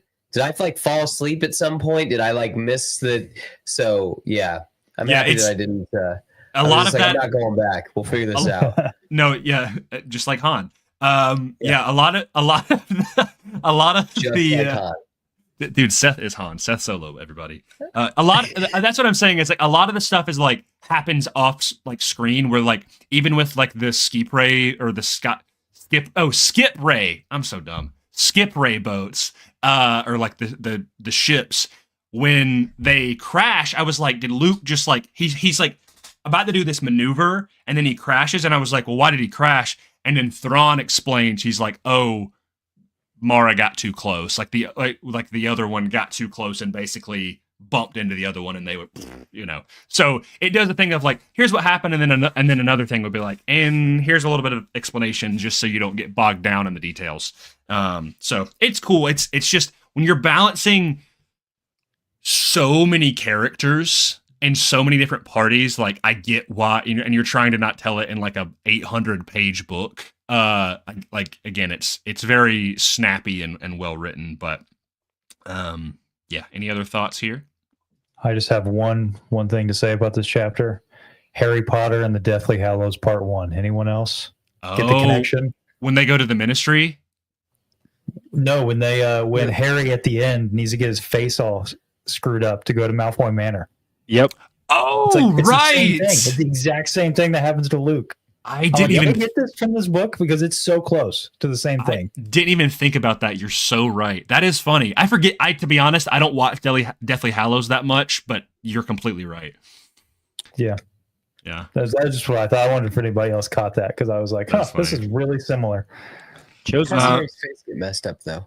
They cast a spell on it. Okay, I didn't know. I was just like, I don't remember Hermione pulling out like poison ivy. That was the whole. No. Yeah, but they don't have magic in Star Wars. Wizards. They have the Force. It's not the same thing. They can't just be like, we're the Night Sisters. Then, my bad. They do have magic. My fault. Sorry, it's with a K. Checks and balances, baby. Checks and balances. Magic with a K. Sorry. Yes, magic. Yo, we should read Dark Disciple again. Oh, dude, I've been meaning to pick that one up. Man, again. I do that. I'm fun fact. I read that about every 6 months. That's a quarterly read for me. So yeah, massaged. Yeah, my pale white flowers. Please, my white lotus. Oh, God. This is the worst. My girlfriend is sending me messages mocking what I'm saying because that's what she does. She's just quoting me on what I say. Hi, honey. Chapter 29. Lando and Aves, they get the message, but they dispute on whether to stick to the original plan or to follow Luke's. Lando pulls a blaster on Aves as the former trusts Luke. The battle ensues as the Imperials reach. There's like this arc. They reach this town square. There's like this kind of dome archway thing. The Imperials reach that. Han makes a distraction, and Luke retrieves his saber, cutting down the archway and dropping it on the Imperials, which really cool creative thing. He just kind of like he cuts the two, and then he's just kind of chucks it because he doesn't have the Force. But it's neat. Any thoughts on this little? It's like I had to go look back. I was like, okay, how big is this archway and how many Imperials are there? And it was like a good like couple dozen troopers. So I think some of them are like split up and some of them are taken out by the cards guys, but yeah, it's pretty cool. Creative ingenuity. Chapter 30. Card and Aves assess the situation, surprised by Luke's ability to take out most of the Imperials. Card asks Han to loan a stripped cruiser. Wait, what? Card asks Han to loan a stripped cruiser for cargo and plans to abandon Merkur. What am I saying right here? I don't know. I think Card asks for a stripped cruiser from the New Republic, right? Yes. Yeah. Okay. Han Han, Lando, and Luke, they leave the planet and head towards Sluis Von to repair their ships and get Lando healed because in that battle, a blaster shot comes through the window and hits Lando on the shoulder or something like that. Maybe like in his chest. I don't really remember. It makes it seem like he's going to die. It's. I think that's just more of like a. It's like a pretty. It's a real. What, the audio drama being a drama? I don't know. I didn't in the listen. Book, he plays it up a little bit, but they do say, like in the actual text, that he'll be fine. We could even avoid going to a medical frigate. We could go straight here if we want. Yeah, they're just like, well, your ship is wrecked, and he's hurt, so we might as well stop by here, you know. But yeah, when I was reading it, it didn't seem like Lando. Kind of seemed it was more like a not like a you know. Anyway. Yeah. Anyway, we hop over to Thrawn and his forces. They initiate their plan for the attack on the Sluis Van shipyards. There is no recent report from Merker, which makes him believe Card lied, and Skywalker was indeed there. Any thoughts before I hop to this second to last chapter? This is kind of just the ramp up to the climax here. So yeah. Chapter 31. Wedge hangs out on the Larkess, the ship he was escorting on the Sluis Van orbit dockyards. He suspects a empty lone cargo ship and investigates. They scan it; it's empty. Then the ship ruptures as Rogue Squadron flies in, and TIE fighters. Just a really cool visual that, like in my mind of when I saw it, it's like this shadow, and then it emerges into all of these TIE fighters. Han and Luke arrive, as well as Thrawn's task force. So I don't remember how many ships that is, but all of them discover that Lando's mole miners from what was that planet called, Naklon, have been refitted as little ships that are burrowing into the bridges to take them and steal them. The party takes out some of them before they finally click in place. Like, oh, they used jamming on Naklon, but they're not jamming here. They're making a crucial mistake. And so Lando is able to send out a code to all of them, which reprograms them to disable the ships they've hijacked. So essentially stop them from taking the ships entirely. So it sends these beams of jets through the bridges and disables all their systems. Thrawn takes the loss, surprisingly, very, very coolly, and retreats with his force, knowing there are other ways to acquire ships. So let's talk about this one before we hop into the last one. Say it again. Convenient. They have Lando who knows the code. I will say, yeah. When the whole code thing happened, I was like, man, that does seem like a little bit of an oversight. But I do like the idea, like them putting the pieces together of like, oh, they jammed us here. Why are they not jamming us here? And then Lando being like, because they use code signals, and I'm Lando Calrissian, and I'm hurt. But it's really cool. I will say, I think this is not even really a fault of the book. Although when I re-listened to it, I think it was a lot better because a lot of people were talking about how good Zahn and Thompson together visualize space combat. So when I was reading it, like I was kind of getting it, but like I really do think having that music, having the sound effects, and having like them describe it really helps. So when I went back and re-listened to it, I was like, oh, this is a lot better. But yeah, it's just cool. They're switching back between Wedge and Rogue Squadron, and of course the Falcon. And it's just the only person that's missing is or only people that are missing are Leia and Chewie. But just it not how. We're about to be on the last chapter, but definitely not how I expected this book to end.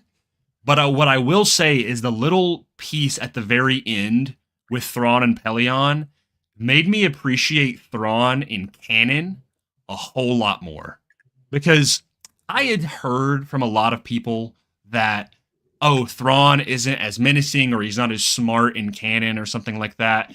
And when it got to the end and I was like, oh, he kind of loses here in this first book. I was very surprised by that. Like the way people had spoken about this book and the reverence they had for it, I was like, oh, Thrawn is about to just like yank the rug from underneath them and it's going to be this crazy thing. And that didn't happen. And I was like, oh, I think it's really like the way it's written, especially when from Pelion's perspective, where he's like, he kind of clicks in his head of like, I'm not going to question Thrawn anymore. And I think the final line of the chapter is just like, and once again, it parallels to the very first chapter. He's just like, and once again, he thought how the Battle of Endor might turn out if Grand Admiral Thrawn had been there to lead.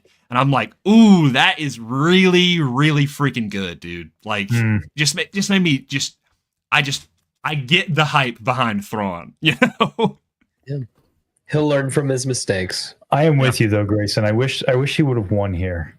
Mm-hmm. Just from a structural point, like. Well, bad guy's got to win on the first outing. No, the Empire has to strike back. I guess, but I wish that needs to. Vader lost. Tarkin lost. He beats Obi-Wan though. I mean, that's the point. Kinda. Like the good guys need to suffer some major blows, in my opinion. Yeah, sure. I wish the stinger of like the blow, what we'll get to in the next chapter, was a little bit different. I agree. I was like, okay, well, Empire Strikes Back is the one in the movies is where the Empire wins. So I had this suspicion, and I was wrong, that it was gonna be flipped, that Thrawn was gonna deal this major blow, and that was gonna be kind of like the shot heard around the galaxy of like, oh, sure, this guy means business. He just made this major attack on Sluis Van, and he won. Like, this is a big threat, and it didn't happen. But it makes me intrigued to see what he will do in Dark Force Rising, and if he'll up the ante, you know. I guess that's more of a soft criticism. Like, we'll see what happens in Dark Force Rising. Like, I want to see Thrawn come back and be like, all right, well, you know, you guys got your win, but now gloves are off, guys. All right, now you guys know who I am. Let's. Oh, not that. No, I mean, I guess. They still don't even really know who he is. They just know the Imperial. It was another stray Imperial attack, you know. Yeah. Well, they know that there's another Grand Admiral out there. Yeah. Mm-hmm. Yeah. So, what about the Space Trooper, guys? We didn't talk about the Space Trooper. Nobody thought he was cool. Stormtroopers in space. I thought he was cool. He didn't do. He's no Dark Trooper. I thought it was gonna be a Dark Trooper at first because I didn't know. Yeah. Like a big armored figure comes out. I'm like, what's this? Okay. Yeah. I wish it was a Dark Trooper. That would have been pretty epic. Yeah. Yeah. They're just like, it's a Stormtrooper in a spacesuit. You're like, oh. I did like the reveal of the mole miners, though. That had been another hanging mystery. Like, what was Thrawn going to do with this? It's another pretty unique, pretty smart thing, you know? Yeah, that was set up so earlier in the book, and I was just like, is this going to be a thing that goes into play all the way until Last Command? And I was like, oh, it's not. Like, truly, the end of this book, obviously it sets up a couple of things, like, I would say 2 major things, but the slate is kind of, like, a lot of those lingering mysteries are actually there's 3 that are set up. But why don't I just what did he get on Tantus?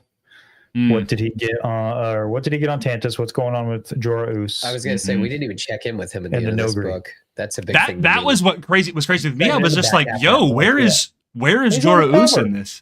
But he's not even in the back half of it. That's what I'm saying. Yeah, it's on the cover.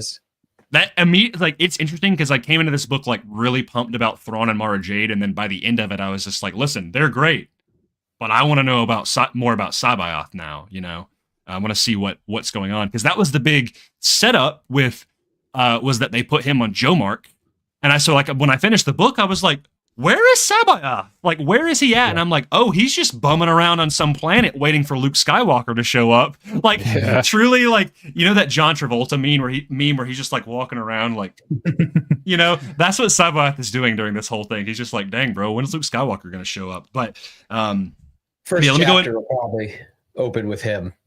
Oh, I mean, I kind of like this for Dark Forces idea of this just being the first part of the story. Yes, it doesn't need absolutely. to be a complete ending, you know. Yeah. I mean, I think about the Siege of Mandalore arc from Clone Wars. I don't think about that as the Phantom Apprentice and all Victory and Death, all of those episodes. I think about it as the Siege of Mandalore, right? You know, right. And any of those episodes are incomplete on their own. So this just ends so suddenly. I feel like it just like wraps up. It's cliffhanger, sure, but I mean that's like that's the only thing I don't like about it. But other than that, I think it's good. Well, let me summarize. And then we'll rate it. Yeah, I was about to say we'll talk about all of every little detail. Chapter 32. The team assesses the damage on the fleet, as well as the Larkess, and they abruptly get a call from Leia on Coruscant, who informs them that she has a solution for her kidnapping situation, but also that Akbar has been arrested for supposed treason, and the New Republic might be on the cusp of a civil war, all because Borsk Phalia is being an op. And she asked for them to come right away, and that's where Han goes, "We'll figure it out." And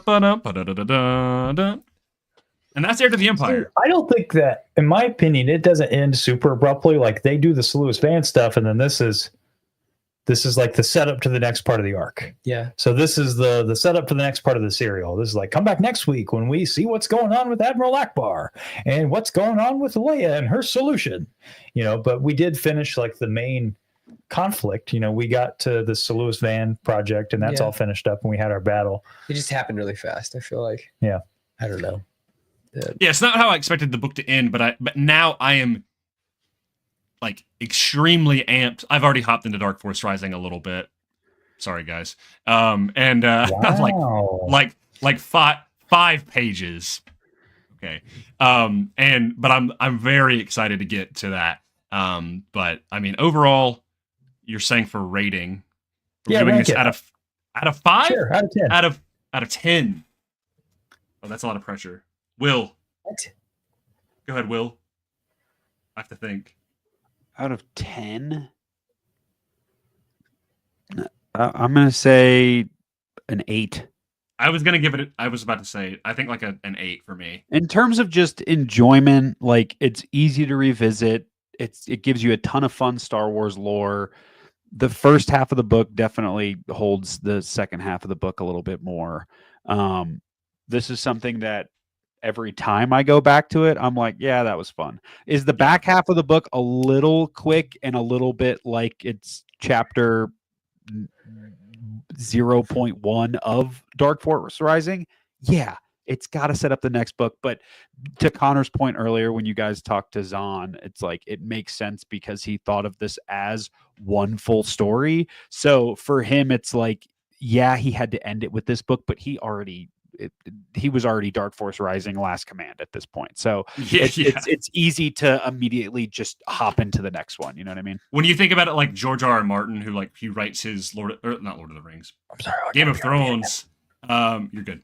And it's like those books are like, they're like, I've never read Game of Thrones, so correct me if I'm wrong, but like, I mean, realistically, this could have been like one big 800-page book, like if you really wanted to do that. Of course, that would have been kind of monotonous and less digestible, but yeah, like I enjoyed it. I think like I am excited to see what the full picture of the story is. To kind of, I feel like I can properly rate it when that happens, So what do you give it? I'm gonna give it. I think I'm gonna give it like a 7.5 or an 8.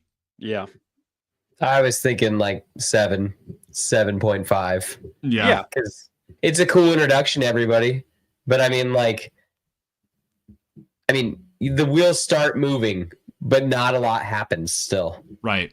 So yeah, I'm real. The stuff that I'm most intrigued for: more Mara Jade, more Sabaoth, what's going on to Wayland, and I'm going to be honest. The Akbar stuff is interesting, but like out of everything happening here, I'm just kind of like it's really at the bottom for me. Of like I don't know. I don't know if I need I don't know if I need a New Republic Civil War right now, but I get it. Yeah, definitely. I'm curious if that I've always thought this, especially when I started picking up this book, that Senator Ziono guy from Ahsoka, the one that's like a huge jerk. I was always curious if Dave pulled inspiration for him from Phalia, from Heir to the Empire. Maybe. Or if they will ever introduce Phalia, and it's like, oh, there's like this kind of small band of like New Republic doubters. And it's like, oh, Thalia and Xiono and like a couple of them essentially, where it's like why the First Order was able to sneak up and win is because they were so distracted at what was happening within the New Republic that then the First Order was like, we're back, you know, which I think is a cool way to introduce that. So I would like to see that. But Connor, we were saying that out of all of the stuff that's happening with the plot, the Akbar Thalia stuff is probably the stuff that we care for the least in the whole story right now. Yeah, agreed. Yeah. So Agreed. I'm curious how much of a part it will be in the next book, but I guess we'll have to see on the next episode of Tales from the Archives. And when will that be, Grayson from Mortis FM? I am Grayson from Mortis FM. That will be in about a month. More specifically, it will be on February 18th. Same Dune time, same... Wait, no, sorry. Same... Whoa. Okay. Hey. Same... I heard you're walking in single file to hide your numbers. Okay. Same Tails time. Same...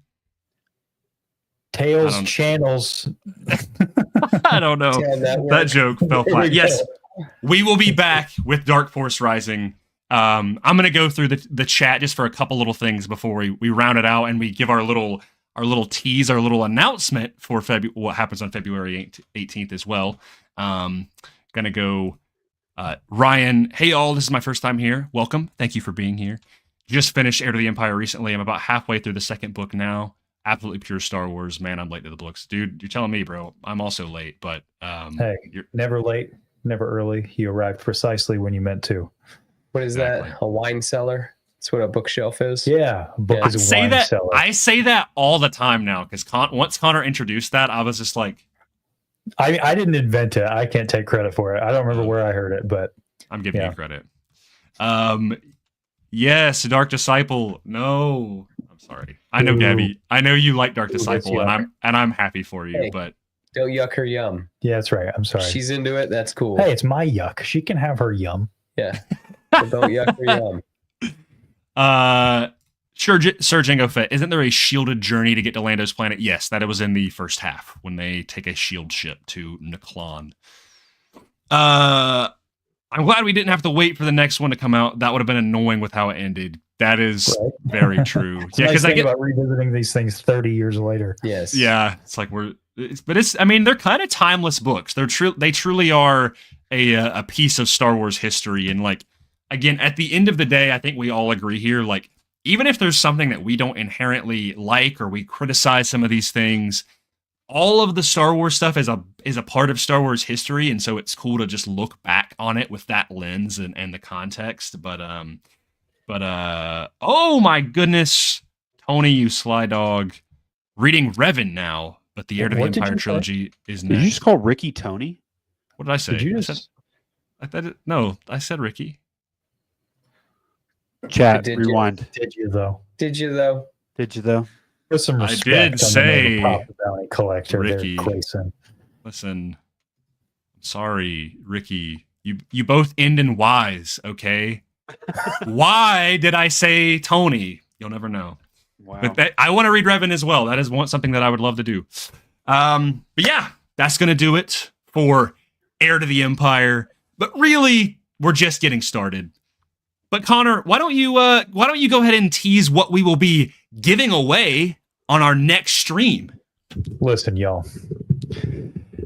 Next 2 live streams, right? Can I say that, Grayson? Am I allowed to say that? You can, yes. Okay, so next 2 live streams. That's Dark Force Rising Part 1 and Part 2. We will be giving away not 1 but 2 signed books. On the first one will be this copy of Heir to the Empire. Now, I know what you're thinking. That's a pretty slick looking copy of Heir to the Empire. It's one of the original prints, but hang on. It gets a little bit better because that's right. It's signed by the man himself, Mr. Timothy Zahn. You can't see that. There it is. There you go. Now you can see it. Hand it to me. Boom. Hand it to me. Signed by Timothy Zahn. Now, I'm not going to lie to you guys. This has seen some love. It was an old library copy, but you know what? That means it's got history. It's got Timothy Zahn's signature in there, and it's also it's a piece of history out there. So that's going to be our first The giveaway. ancient Jedi text. It's the ancient Jedi text. We're giving it away. Can go home with one of you guys on our first Dark Force Rising stream. And then what's going to happen on the second Dark Force Rising stream, Grayson? Oh, we can't just give away Heir. We got to give away all of them, truly. So on our second Dark Force Rising stream, unfortunately, this copy is not signed. I do not have a Dark Force Rising signed copy, but I do have a very pristine copy of the book. So hop into the first stream for the signed copy of Heir to the Empire, and then in the second stream, stick around. February 18th is the first one. The following one will be on March 4th. We will give away a copy of Dark Force Rising, and then, maybe we'll give away another book on the next stream after that. You'll just have to stick around, find out. Mm-hmm. Well, where can everybody find it? Everybody here probably is subbed to everyone, but Seth, Connor, where can they find y'all? Beyond the Dune Sea, YouTube. I think Be we're on there Spotify still. Or be square. Yeah, no, we are. Yeah, Spotify. We're on Instagram, TikTok if it's still around. And yeah, this handsome mustached sunglassed man. Where can they find you? Your name is right there. Will the Force. Google it. Google Will the Force. And you can find me and my best friend Cole at Mortis FM. Go check us out if you want to. That is going to do it for this installment of Tales from the Archives. But remember, if it doesn't exist in our archives, it does not exist. We'll think of something. Is there an outro thing I click? No. Or do I just end it? Just end it. Bye. We'll think of something, Han.